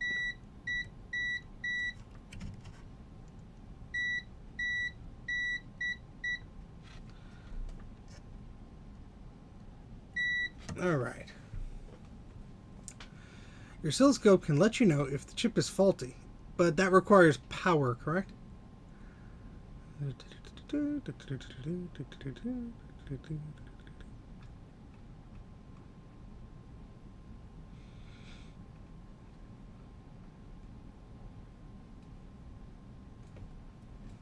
Alright. Clean pair of eyes here. Just seeing if any of these surrounding traces look suspicious in any way. And there's a bit of green here. And that goes down here, all the way up here, all the way down there, all the way there, and that goes there. All right.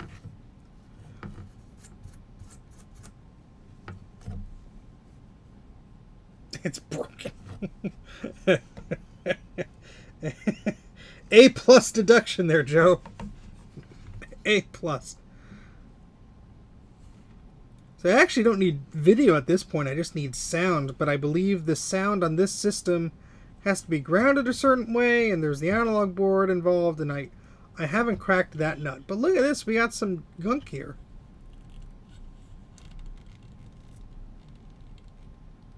We have some gunk in the vias here. So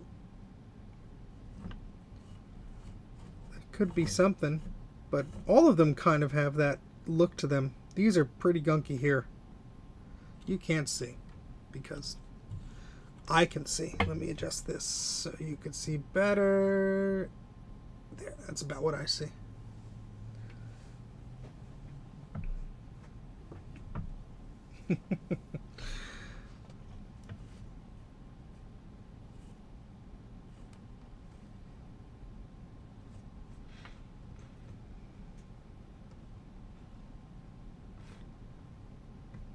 Yeah, I mean, there's a little bit of gunk here and there, but it doesn't look like anything terrible.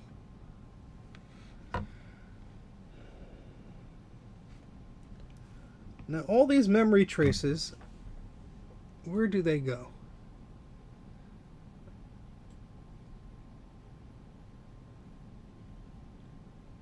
They go to the memory slot, and they also go...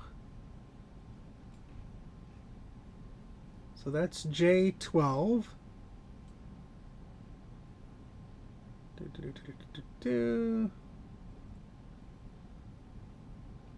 5 volts.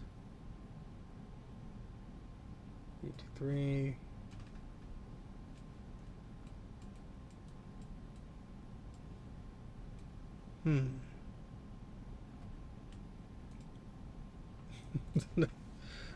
More like beard hair, Joe.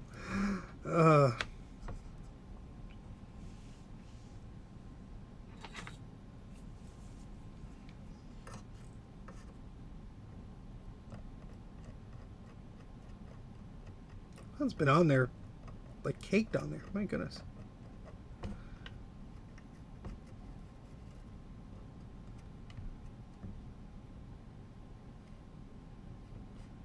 Just trying to see if I spot anything weird on here. I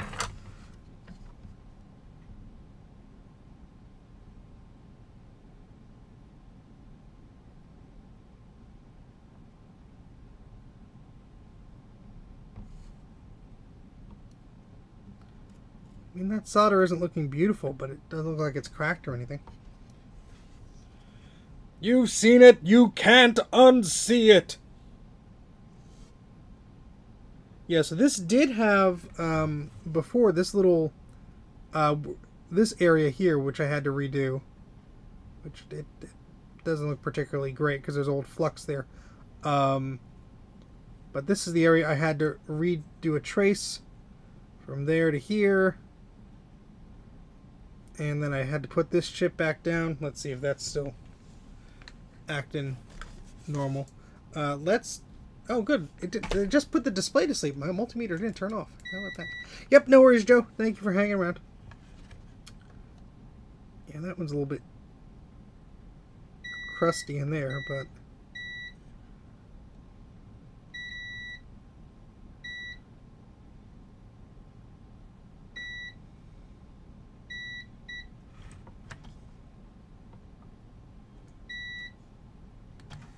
it's not as an instant continuity mode, Bruce, as I was promising before.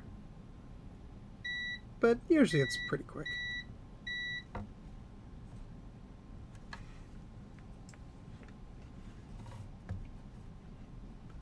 Let's look at the other side of that area, see if anything looks suspicious. There's a bunch of capacitors and resistors, little tiny eyes that you can't see because it's not focused. But none of the traces look particularly bad there. But that's kind of where everything was went to crap. I believe that's connected. Let's double check.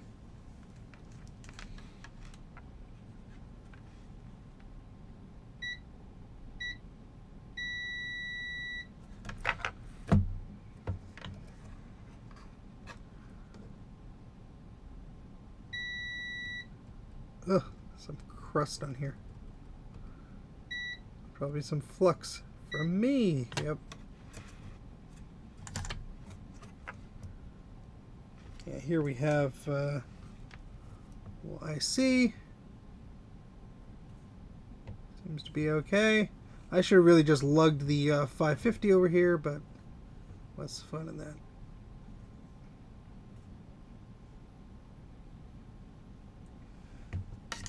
Yeah, so this is one of the chips I took off, I believe.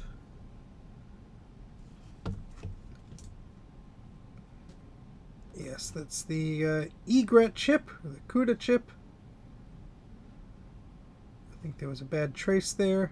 I recall repairing on a previous stream. Excuse me. I really need to get some water, so I'm going to go get some water. I have to click on this. Then I have to click on the be right back thing. The music volume may be slightly different than the volume of my voice, so you have been warned, and I will be back in a little bit.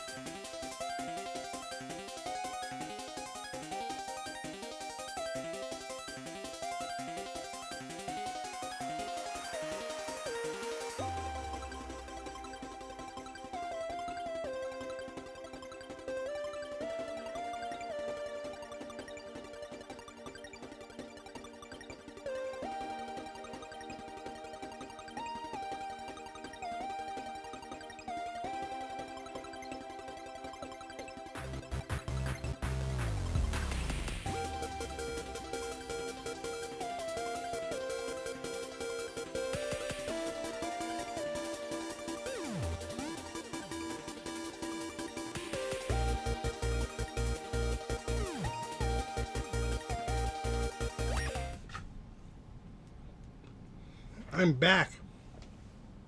I have a piece of chocolate in my mouth. Maybe that'll make me less brain bad. Alright, sorry, what'd I miss?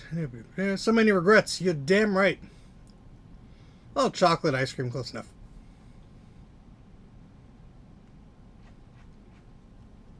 The music stopped. Don't make me sing. I don't think Sad Mac 356 is around. Don't want to make them miss my singing abilities. Calling them abilities is a stretch. Alright, that looks like it has a bunch of flux and crud under it.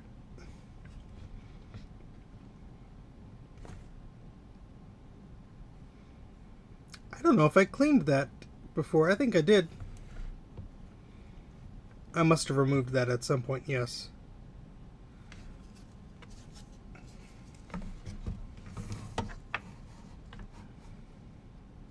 I'll have to look back and see the notes that I made for this. Oh yeah, that's a bit cruddy. See if we can clean that up a little bit. I don't have my isopropyl alcohol, do I? Oh, it's over here. Trina gave me some toothbrushes to use for this task, and they are at the top of the stairs, which I just came from. This is a Macintosh 575, a LC or a Performa 575, which has seen better days. It used to do nothing when powered on. Now it does a SADMAC chime. So we're making progress, kind of, I guess. I hope so. I've had this for years, and it has not been fixed yet. And I would like to fix it.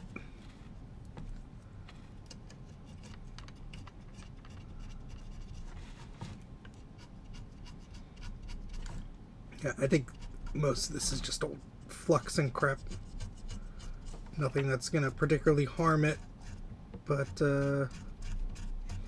does make it look a little bit ugly.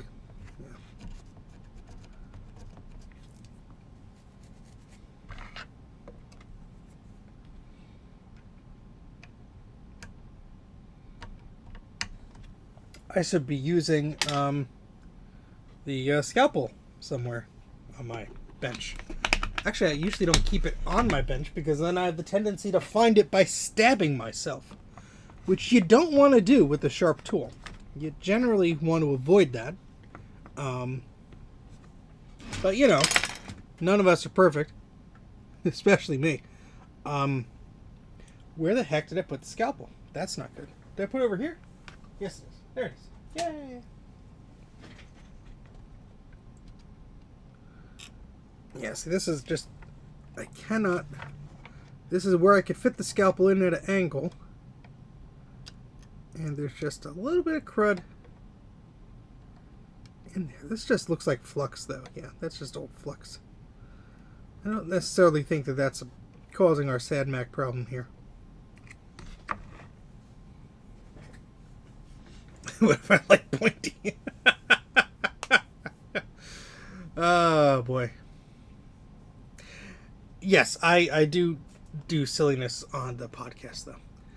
I had a 575 and a 475 with the same symptom. In both cases, it was a failed RAM chip. I'm not saying it's the same with yours, just preparing you emotionally. Yeah, I mean, it could very well be a failed RAM chip. I would hope, this is just being silly, I would hope if I plugged RAM into the external slot here, that it would bypass the SADMAC chime, but it did not seem to do that, last I recall. So, that sucks. But, it could very well be a failed RAM chip. I guess we could... I always... I don't know. Trying to think about this with brain power, and that's not doing anything for me today. Yeah, there was some nastiness over here. I believe all of those pins were okay. Yeah, that's what I was afraid of.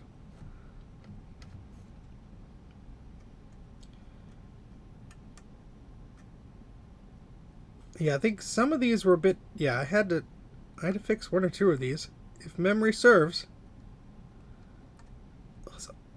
This board needs a good cleaning afterwards. But I don't clean boards until they work. As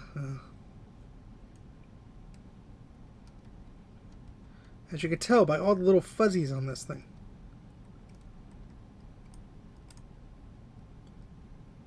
That one just moved. This one just moved a little bit. Yeah.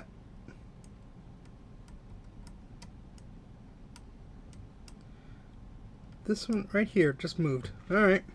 I guess we're not out of the woods yet. I think the past bunnies in the basement were trying to fix the board.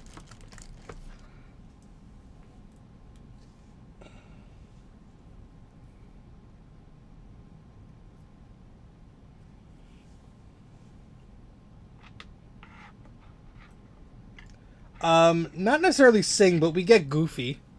I mean, I sometimes sing on this stream.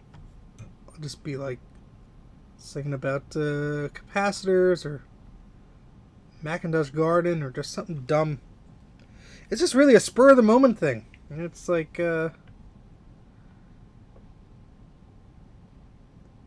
a weird thing. Why isn't the flux coming out?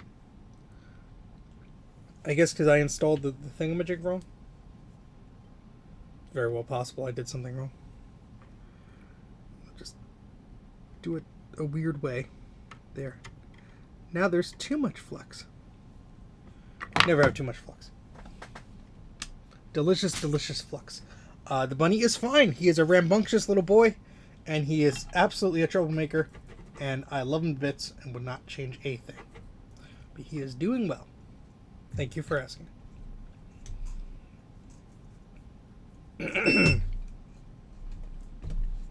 We are still thinking about maybe getting him a friend, but we shall see. Alright, I think it was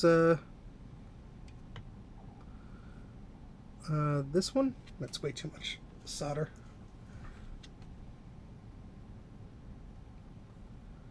This is not an ideal tip to use for this type of work, but it's the one that's heated up and on the end of my iron.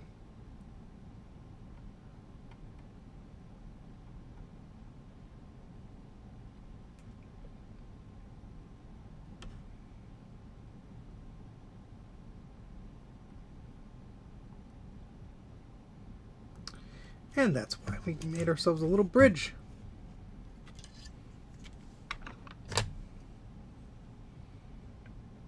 I really need to get one of those little micro, micro pencils, Bruce, that you had? That looked like it would be nifty for this type of work.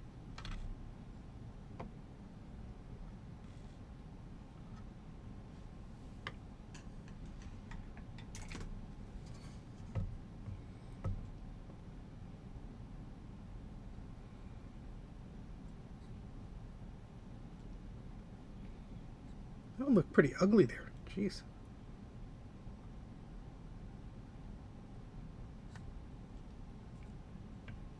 I just made it uglier, didn't I? Oh boy.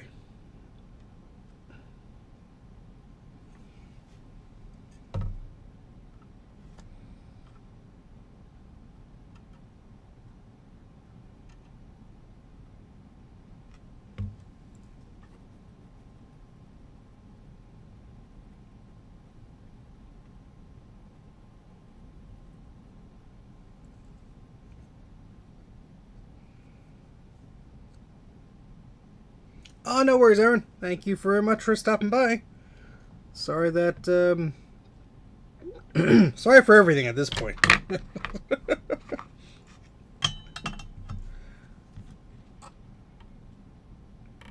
thank you for stopping by. Appreciate it. Yeah, that one is still a little bit weird. So there's like gunk there or something.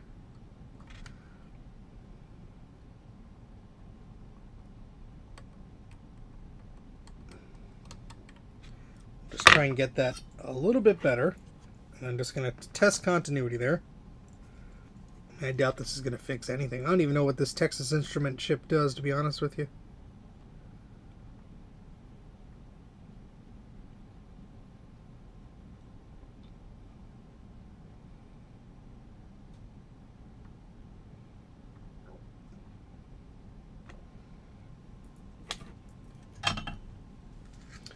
Let's see if I could spot anything different.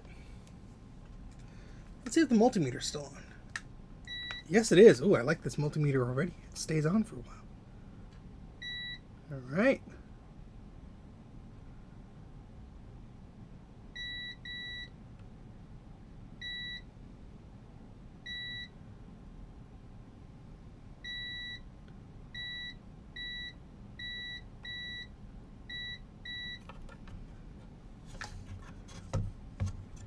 Now we know why there's flux all over this part of the board.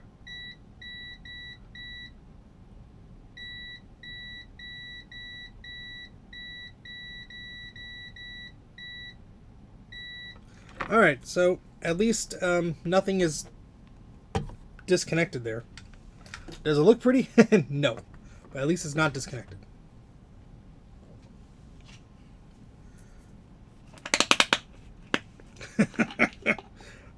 I will take a better look at the chip in a second. See if there are any clues.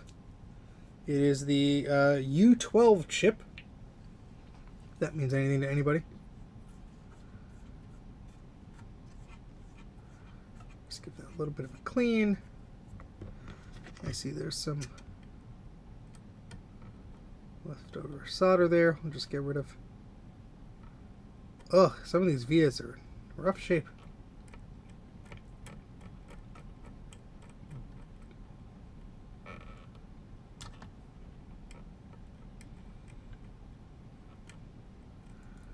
I do believe last I tested these, they did go through to the other side. But what the hell do I know?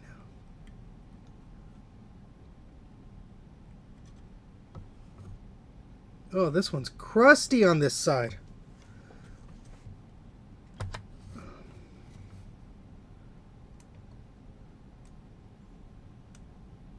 Like, this is the type of solder where you worry about the connection because it looks like it's not making a connection.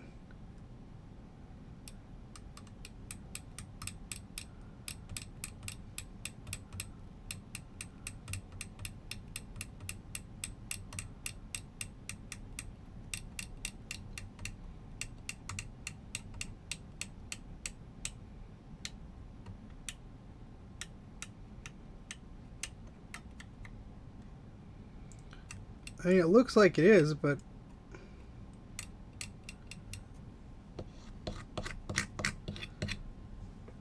and this is a 343 SO1 135-01 with an Apple name on it and a Texas Instruments chip, and it's right next to a VLSI chip.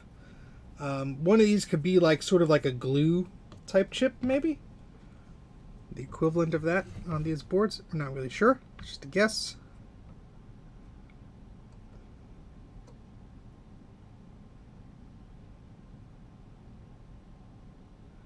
That one kind of moved too, but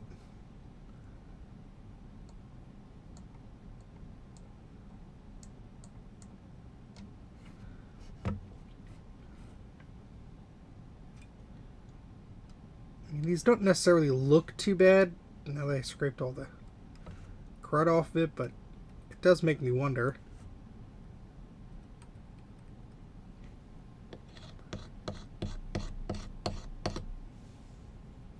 Kind of glue equivalents. Hey Ken, you didn't miss much except me rambling about things and then pondering the meaning of life and so on. I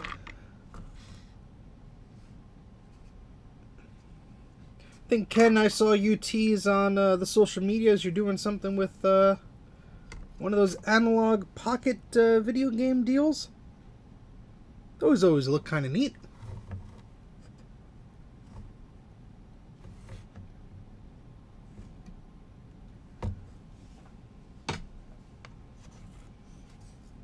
Well, let's plug it in. Let's see if it does anything different.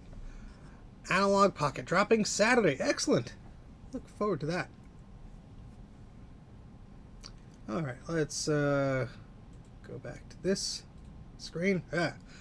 And let's see. Sorry for the squeaks. My goodness, that's loud. And let's see if our situation has improved. I don't even know how to measure the situation at this point because we don't really get video out, but I do have a BlueSCSI. We can see if we get any SCSI bus activity, I guess.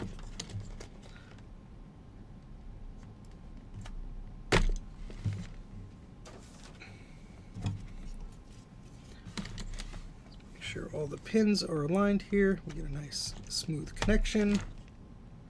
Okay.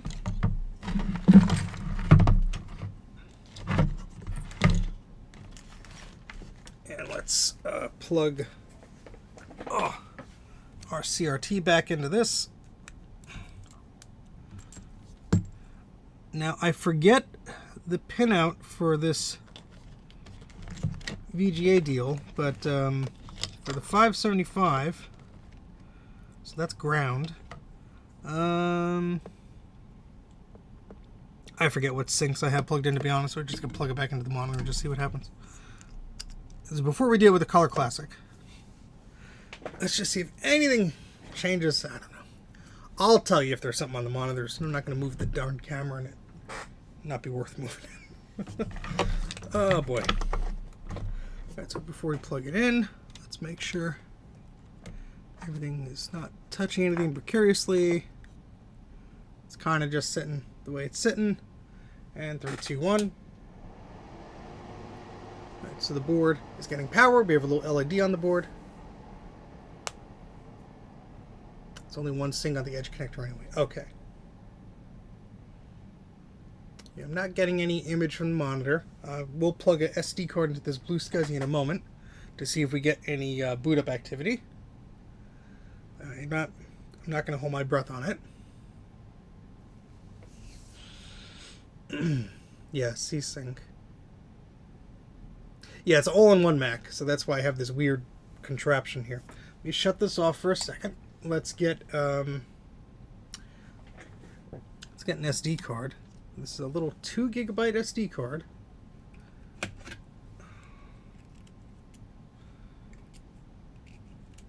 Be helpful if I knew how to plug this in correctly.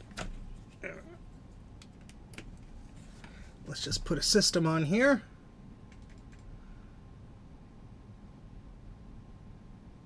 Oh, that's from an old cell phone. All right, so we're not going to use that card. We'll use a different one.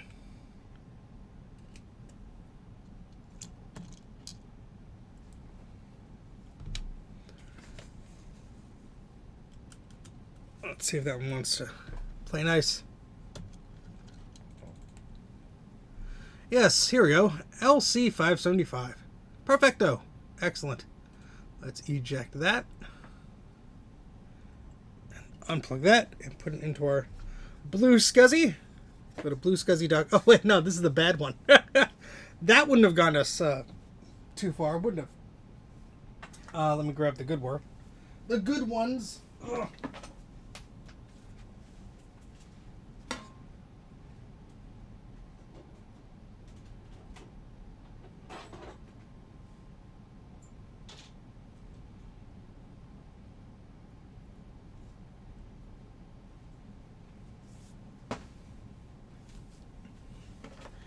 You can get your BlueSCSIs at BlueSCSI.com or from one of our friends who was in the chat before, Joe of JCM-1.com. And I made the mistake of putting the SD card between the Pico and the SD slot. Oh my goodness. What a fool you are, Steven. Can I just push it that way?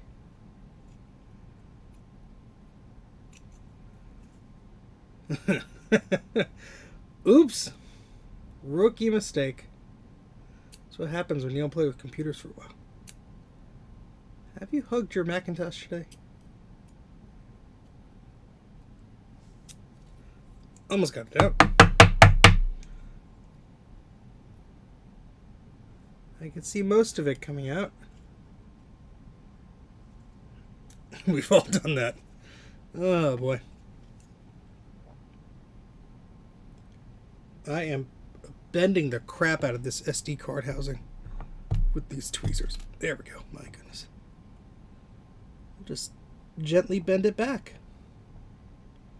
And hopefully you'll take the abuse. Let's do it properly this time with feeling. There we go. That's a snug connection now.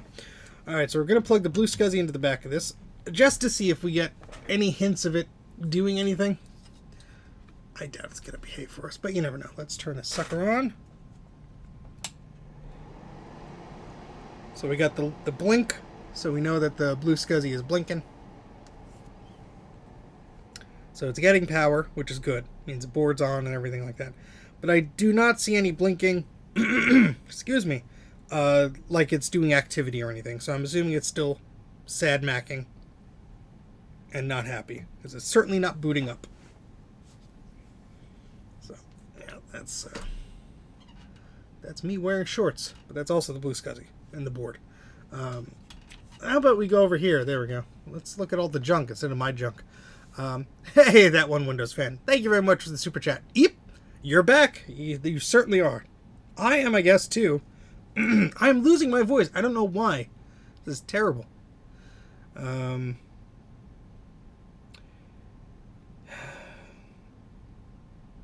So, Mr. Gutbaum, you were saying I could use some sort of fancy oscilloscope type deal to potentially see if memory chips are doing things. But I'm not sure if I want to get into that at this point in time because it's getting pretty late. It's less than an hour to midnight here, and my brain isn't braining good. Still live. We are trying. Excuse me. I do not know why my voice is giving out. Probably because I've been in too many Zoom meetings today. But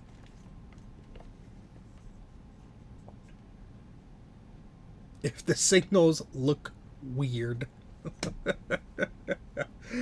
Yeah, I got an oscilloscope guy. This little guy. The Zoe ZT703S is the name of it. I didn't even plug in the probes to it. They're still in the bag. I'd be able to tell if something looks off. Well, if you tell me a pin to check, I guess I could stumble my way through using an oscilloscope. Why the heck not? I mean, we have them all in their little packages here. Neat little package.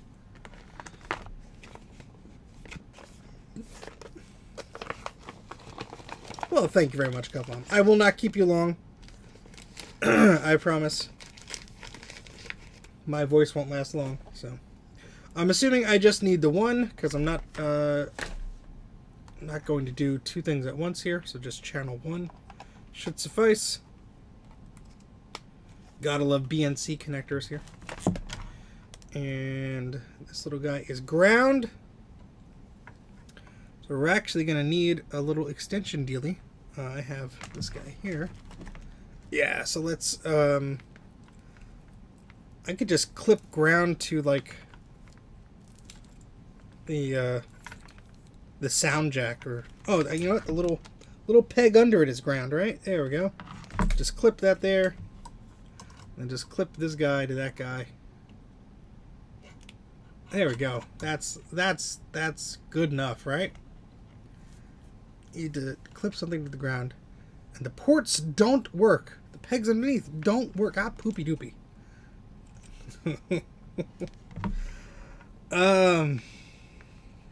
Great. Let's see what I can use as ground here. Is this still on? It is. I love this multimeter. All right. What is ground that is actually ground on this? Oh, is this off now? I can't tell. Yes, it was turned itself off. Yeah, that might be a good idea to do. So I have the black ground, which is where the power connector comes in. I assume that's good enough, right?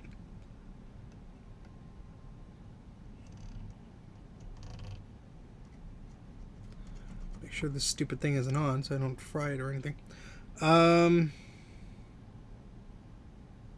Yeah, there's a bunch of grounds I could tap here. Yes, I believe Adrian has a very similar, if not the same, oscilloscope. Oh, you know what? This brown wire is ground, and it's just... Well, this brown, let's see if this touches the black here. It is. That's the same ground, so I'm just going to... That's what I'm going to do. I'm going to grab this brown, which I believe is ground.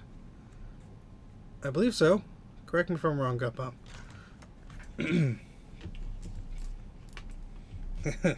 This whole stream is, correct me if I'm wrong, explode. Alright. So let's get this oscilloscope in some sort of view where my good pal Gutbomb, who you should totally subscribe to his channel, by the way, he makes computer videos about computers. He actually releases content. What a concept. Gutbomb, put your link in the chat deal so people can subscribe to you, please. He's really a wizard with electronics and 3D printing. If you have any interests in watching someone who's more skilled than I am fumble around with electronics and do great video essays on them, please subscribe. He just did a video on this neat controller for the PlayStation and PlayStation 2, which like did a twist, and he played all the games that were compatible with the thing. It was really neat. Yeah, see, got a fan in Ken there, Gutmom. Can't remember the link to my own channel. Oh, boy. Oh, yeah, the 4400 is a weird beast. All right, so, neat. Yes, he also makes great music. Puts all the music in his own videos, so there you go. So I have oscilloscope on oscilloscoping mode, but that's all I know how to do at this point. So if I have to push any buttons, you let me know, Gutbomb. You were the one who also suggested I get this silly thing. Let me put the camera in a better position so we can actually look at the damn thing more properly. There we go. Ugh. I love the Was It Crummy series. Is there a switch on the probe? That's right. There's usually a little switch. Yes, it's at 10x or 1x. 10x or 1x. I don't know which one I should switch it to at this point. Yes, it is at 10x right now. I am already on page 5 of the schematic. So I will, let me just prop this up. It does have a little kickstand here, which is nice. Let's move that video adapter out of the way. And let's, here we go. Well, come on, you camera arm that's bolted to the thing. Why do you not like me today? Technology. Why are you upset at me? Go. That's close enough. Oh my god. I lost the chat because I am an idiot. Alright, there we go. Okay, press the menu button on the scope. Menu go! So we have that information there. Probe is set to 10x. Yes, the oscilloscope seems to be 10x as well. And the reading over here is 100 volts. Should I change that? Press the channel button, which is located here. Okay. I am plugged into channel 1 at the top. So I leave F1, yeah.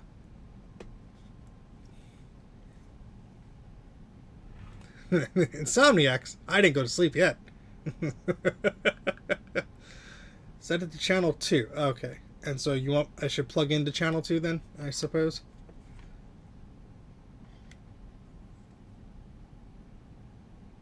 Oh, and press F2 to turn off channel 2. Oh, I see what you're talking about. Okay, got it.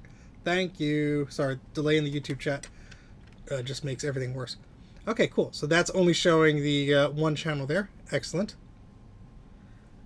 Someone is going crazy with the emotes in the chat. I think someone's dog got the remote. This is Learning How to Oscilloscope live. Press menu again to exit. Alrighty. So we got volume and time. We got move, trig, and cursor. Alt F4. No! Press down a bunch of times. Oh, I see that does the voltage down. So let's do, was 5 volts too much?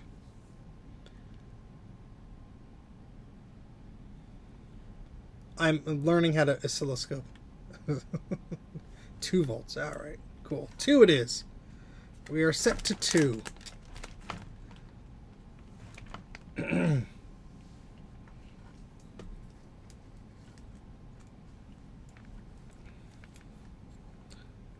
feel like I'm holding some sort of weapon with this thing. You can set it to auto range when you get a signal. Okie dokie. Alright, so I'm looking at page 5 of the schematic. And let's see. U10 is the closest one to me. Let's see. Oh, yeah. I forgot about that. There.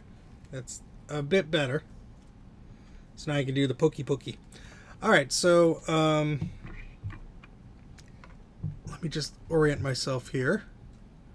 Of which chip I guess they all have very similar pinout because they're all going to do the same thing. So what pin let me turn my soldering iron off. Does not need to be on. Poke any of the DADDR pins. That's a lot of them. Okay. Pin numbering is weird. It looks weird. We have one. It looks like pin 9. All right, so is it? Oh, I always forget. Is it clockwise or counterclockwise? See the gap in the middle of each pin? Yes, I do. I see that. I sees the gaps. You just tell me visually of where to poke on the board, and I will do that. This is so low tech. I'm such an idiot with this stuff. I should have my second camera plugged in, but that's not here at the moment. So this is what you get, folks. Sorry. Pin numbering pretends that there are 3 pins in that gap. What the hell? Who the hell decided that that was the way to go? My goodness. All right, well, I see the dimple on the top left. So I'm assuming, what is it? Is it? Wait, I could figure this out. I could use context clues. So let me find one that actually has the numbering on it, like that. 52, 53. Yeah, so it's counterclockwise. You go. All right, so I'm gonna look for pin 9. Wake up. And so that's 1, 2, 3, 4, 5, and then the middle 6, 7, 8, and then 9. So it should be this pin right with the gap. So that should be easy to see. All right, so I'm going to turn the power on because I'm grounded. And I'm going to attach oscilloscope to that inside pin, and we get that. Look at that. And if I remove it, we get that. But if I put it back, look at that. We get waves. Little nice even waves. Hello, Daner. The scope is rechargeable. Nice little square waves. Let me test the other chip. Yeah, and the other one. Yeah, and the other one. Yeah, and the other one. Look, we're oscilloscoping things. Yeah. Yeah. Hey, look at that. We have all the oh, that one's a different one. There we go. It's doing all the happy things. So that's cool. Press auto while it's in place. Okay, where is auto? Auto range. Oh, look at that. Bruce, you so smarted.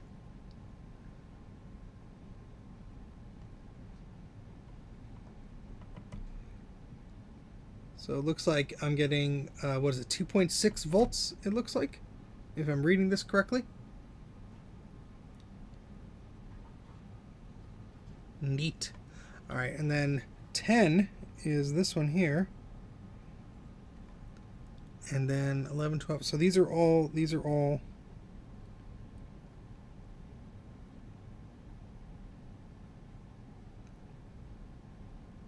that one's different. So is that one.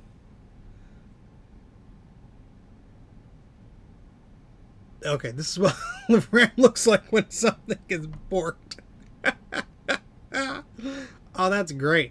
I guess what I could do is bring out my Color Classic and see what that is doing to compare, to visually compare. But I'm also lazy, so yeah. This one was about $70 on sale. It wasn't too pricey, but yeah, that's good to know, Gupum. So at least I know it is broken in that way, and I guess all of them are doing that. So maybe there is something that controls the memory that we have a problem with. So if I'm looking at the schematic here, I'm wondering if there is a single component that this all ties back to. They're probably in like a diagnostic mode. Huh. Yeah, I'm just seeing. I mean, you're familiar with this schematic too, because you were playing around with one of these not too long ago. just trying to understand here. I could share my screen like this again. Just trying to understand what these could all be connected to. This goes here. This goes here.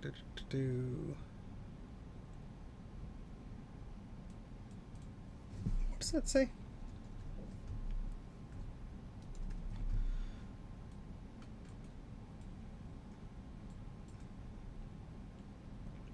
Let's go to page. Oh, you said page 4. Okay. Mem Jr. That's U17. Where's U17 on the board? There's U17. It's a big old VSLI chip. How about that? There's a bunch of stuff on there to look at. Oh my goodness. Yeah, that's a lot of stuff. Oh God. I think I need the microscope to double check. This is a LC575. That chip, I think, looked better. The Texas Instruments chip is the one next to it. That looked a bit worse for wear. Yeah, I don't think I'm up to doing that today, Gupbum. I don't think I have the brain power to and the steady hands to not bork that up. No worries, Steve. I'm sure there'll be another stream or two about this board. It was just something I haven't streamed in over a month, and I wanted to do something. My friends bullied me into it. Those are the best kind of friends. Let me bring the microscope over again. Which means moving this power supply out of the way.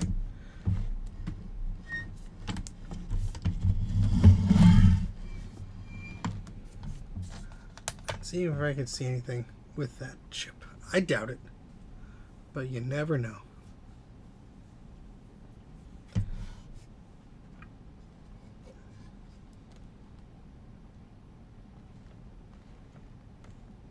Just want to take a quick visual inspection.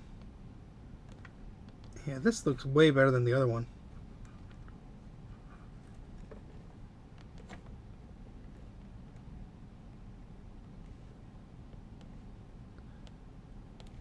Those very tiny notches are from my scalpel or tweezers, I'm sure. That's U20 near the CPU, page 1 on the schematic. Wait, I thought this said U17 is Mem Junior, unless the those don't correlate to the schematic. If it's a different revision, that's very possible. Bruce. Love you, Bruce. Got boards to send you.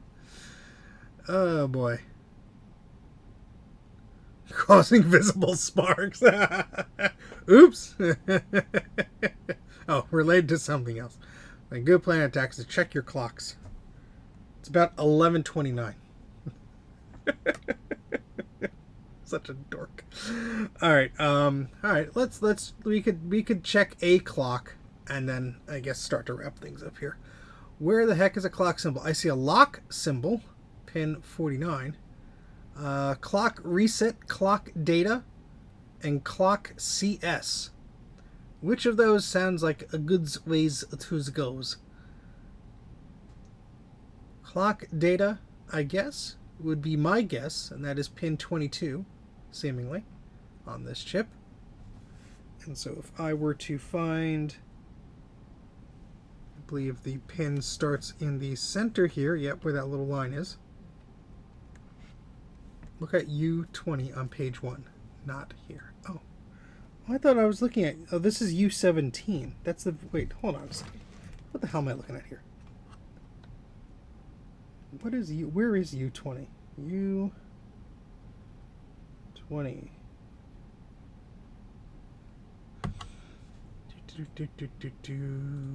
Page 1. Page 1 of the PDF or page 1 as the schematic is numbered? Sheet 2, sheet 1. Oh, U20 is the clock sheet number, page 2. Okay. You look at it on your own time. Dude's like, I want to go to bed. Just leave me alone, man. U20. So we're just looking at the clock guy. Yeah, that's the guy I fixed, I think. No, that's the wrong one. U23. You sunk my battleship. I'm looking.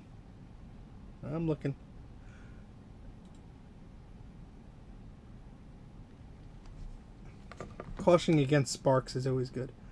U19 and U20. Okay, there's U20. So U20 is right next to the VRAM modules here, which I can't get my scope in close enough because my harness was getting caught on it.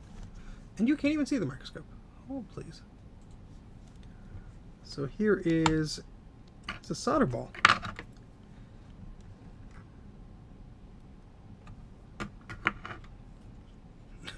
Goofy lines and squiggles. Hey, Sean, how's it going? How's your Lisa? All right, so this is the AT&T chip. Here it is. This is U20. There's another solder ball next to it. Look at all that. All right, so we want to check.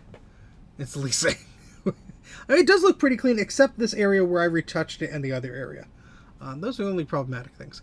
So this is U20, and we have ground. We also have sync 1 and Q1, Q2, Q3.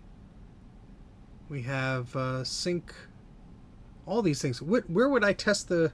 Where would I test the thingamajig? I can't even think of words, man. This stream has been going on for way too long. Line. The clock. That's, my goodness. Pin 19. Jeez. Oh, boy. Alright, so this dip little deal guy means it's 1. So 1, 2, 3, 4, 5, 6, 7, 8, 9, 10. So it's a 20-pin chip. So 19 should be here, if I'm counting correctly, next to this little guy. So it's got a little hole right there for me to shove my oscilloscope into. If I'm counting correctly, backwards. So it's a 20-pin chip. That's pin 19. Cut the blue wire. No. All right, let's wake up the oscilloscope again, and let's make sure we don't have any sharp objects where they shouldn't be. Let's transition back to this view. Actually, let's go back to this one. Ugh. And we'll go looking at that's kind of an okay shot. Perfect. All right, so shove seems a little bit aggressive. That's the mood for tonight. Just shove the probe in there, it'll be fine. As my microscope barely clears this power supply that we're dealing with. Make sure none of that is touching anything it shouldn't to make sparky sparks go. We don't want any of that. Okay, great. So we're going to turn it on. And I'm going to probe that guy right there. And we get that. So I could go to auto range. And we get a weave. 1 kilohertz apparently. Or at least that's the denomination of the visual there. So that looks good. Well, that's good. So at least the thing is doing the thing. Sweet squiggly screen. And then if I go to, you know what? Let's try this. So this is, oh, the memory's doing different now, is it? That's the memory.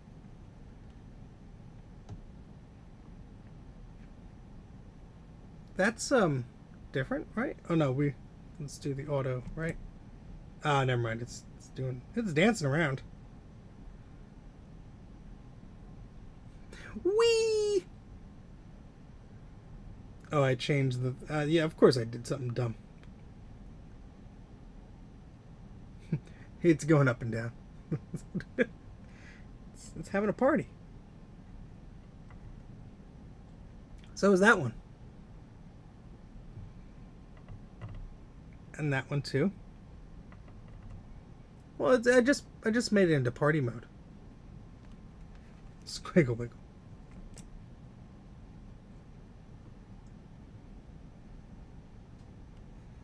Looks like it's doing the thing. Well, the BlueSCSI isn't scuzzying, so I don't think the machine is doing its proper thing. Otherwise, it would look like it's doing a boot up thing. And it's certainly not doing that. If I look at the monitor, I don't see any activity on there at all. But, yeah.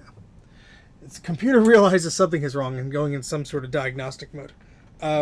If only it could tell me what mode it's in and why it thinks there's something wrong.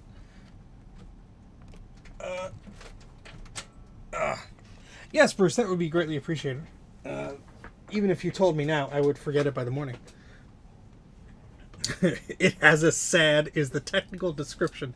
That can be described for 90% of the computers in my basement. Now my camera's all wonky. There we go. It has a SAD. Well, I don't think I'm going to make any more progress today. I don't think I made any progress today. I think this was just things. It ain't bleeping or booping. I'm making a shirt out of that. It's like a guy hitting a computer with a hammer. It ain't bleeping or booping. Oh, boy. It's in the manual. Who reads those things? I should. You streamed. That's progress. Go for another hour. You could use that rewind button, Sean, and watch the first hour where I literally talked about where my things were somewhere misplaced in the basement.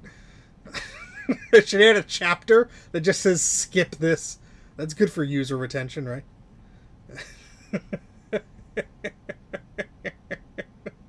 I need to make zingers. I'm not hanging up yet. The wire strippers are upstairs, yes. Oh my goodness.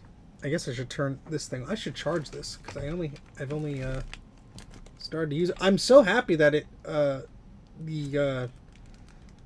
the length of how long this meter stays on for, because it's an oscilloscope and a multimeter in one. It stays on, so I don't have to yell at it as often. So, thank you very much, Hardware Hacker, for the super chat. Eep, greatly appreciate it.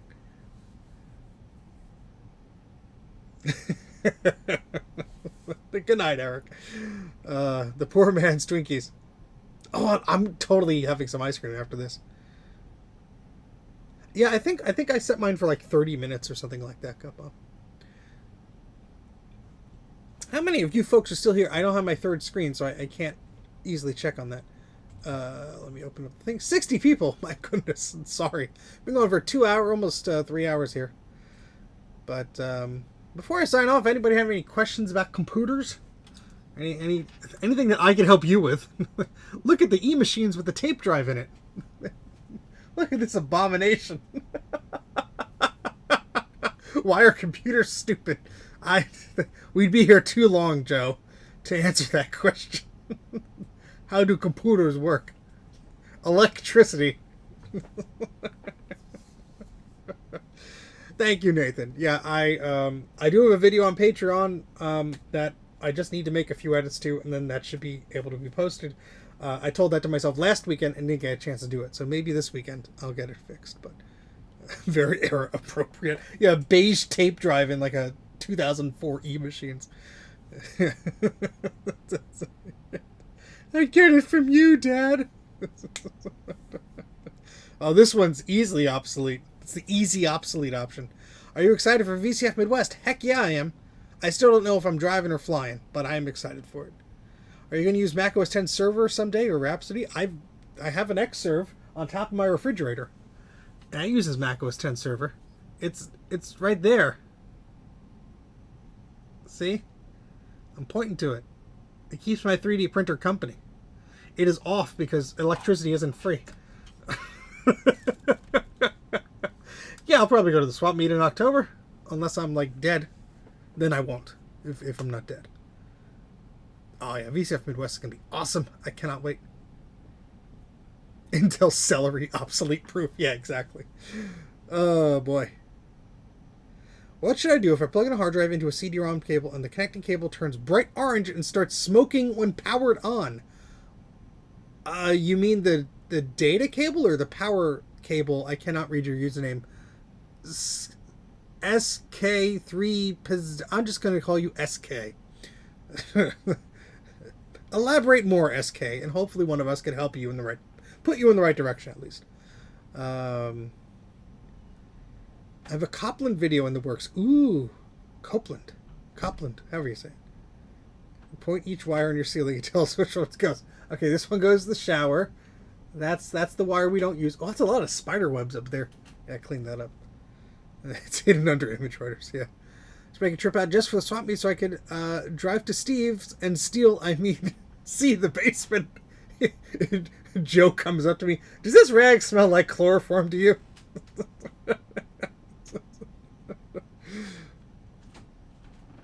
Oh, that'll be awesome, Carl. That'd be great to see everybody again. Very crummy. Spiderwebs, all the spiders. Oh, boy. Yeah, I'm sorry for all the stupid shenanigans going on in the world that makes border crossing for VCF events a pain in the butt. That sucks, and I hate that.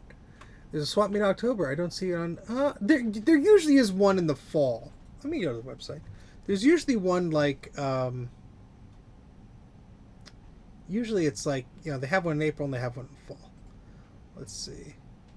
Yeah, I don't think they... Oh, yep. They announced it October 18th. If you go to the events and then click on Swap Meet on their website, and then you have to click on VCF, Swap Meet at VCF, there's one on October 18th in Wall, New Jersey. So there you go.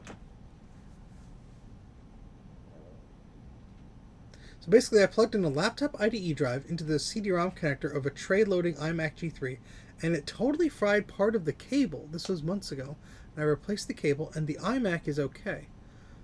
So you're trying to... Yes, same place, VCF East. So you plugged your laptop IDE hard drive into the CD connector of the tray-loading iMac G3. Well, the tray loading... hold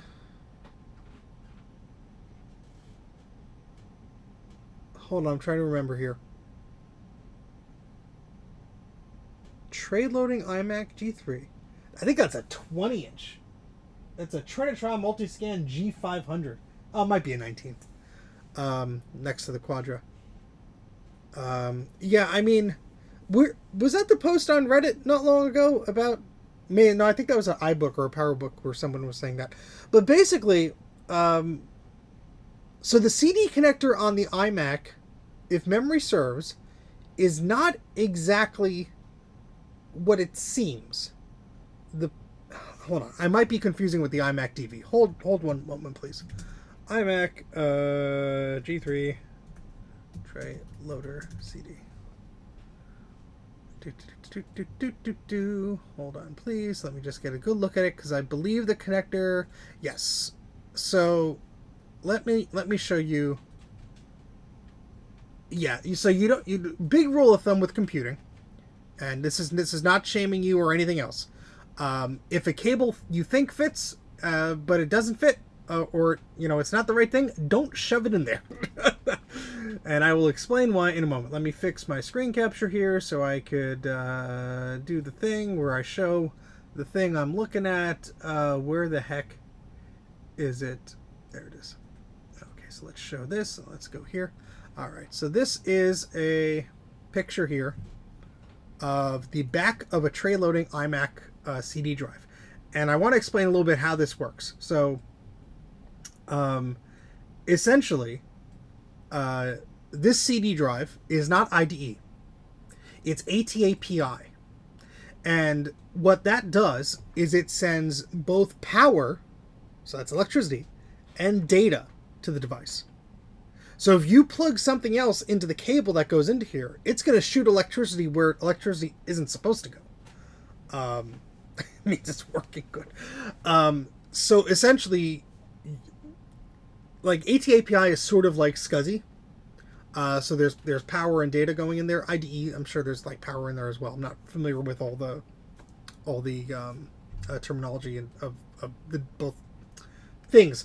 But essentially, the IDE connector, because there's a cable on the iMac, okay, that goes into the iMac motherboard and gives you two different ports. One is this, and one is the IDE. So you should just be very careful when plugging things in. Trying to use a $7 adapter that connects to regular desktop IDE cable, which is very picky. Yeah. Yeah, I mean, I guess your goal is to just try and get the system to boot up, like just to start it up from something. Does your CD drive work, or you're just trying to get a hard drive working with it? I guess that's the question we should be asking. Let's see if there's a better picture. Yeah, here we go.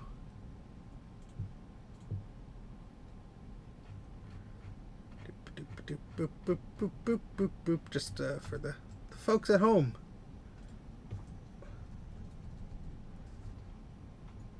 Yeah, so there's the one cable that plugs out from the board, and half of it goes to the CD drive, and I believe there's a separate cable for the hard drive.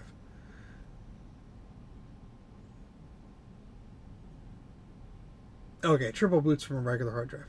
So, are you trying to solve a problem, or you're just trying to figure out why it failed?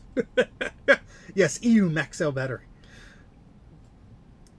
Not trying to put you on the spot. Just curious of if you're just trying to figure out like what was going on or what. But anyway, yeah, you just want to be very careful. Generally speaking, with computers, even if a connector looks like it's designed to fit there, the signals and power may not be exactly the same. Case in point, Apple floppy drives, the ones for the Apple II and for the Macintosh, there's different models there, and although the pinout looks the same, some of them are not compatible. You could mess things up, especially if you start daisy chaining some things, or you try and plug in a 5 1/4 inch drive into a Macintosh. Bad things could happen. You could fry things. So, yeah. So that's just a little bit of a lesson.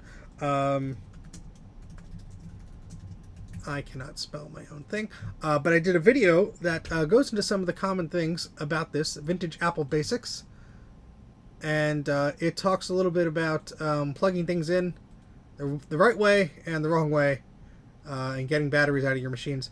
Look, it's me. And so, check that video out if you are getting started with the Mac and you have some questions. Hopefully that'll help you out. So you can catch up on the chat here before I signs off.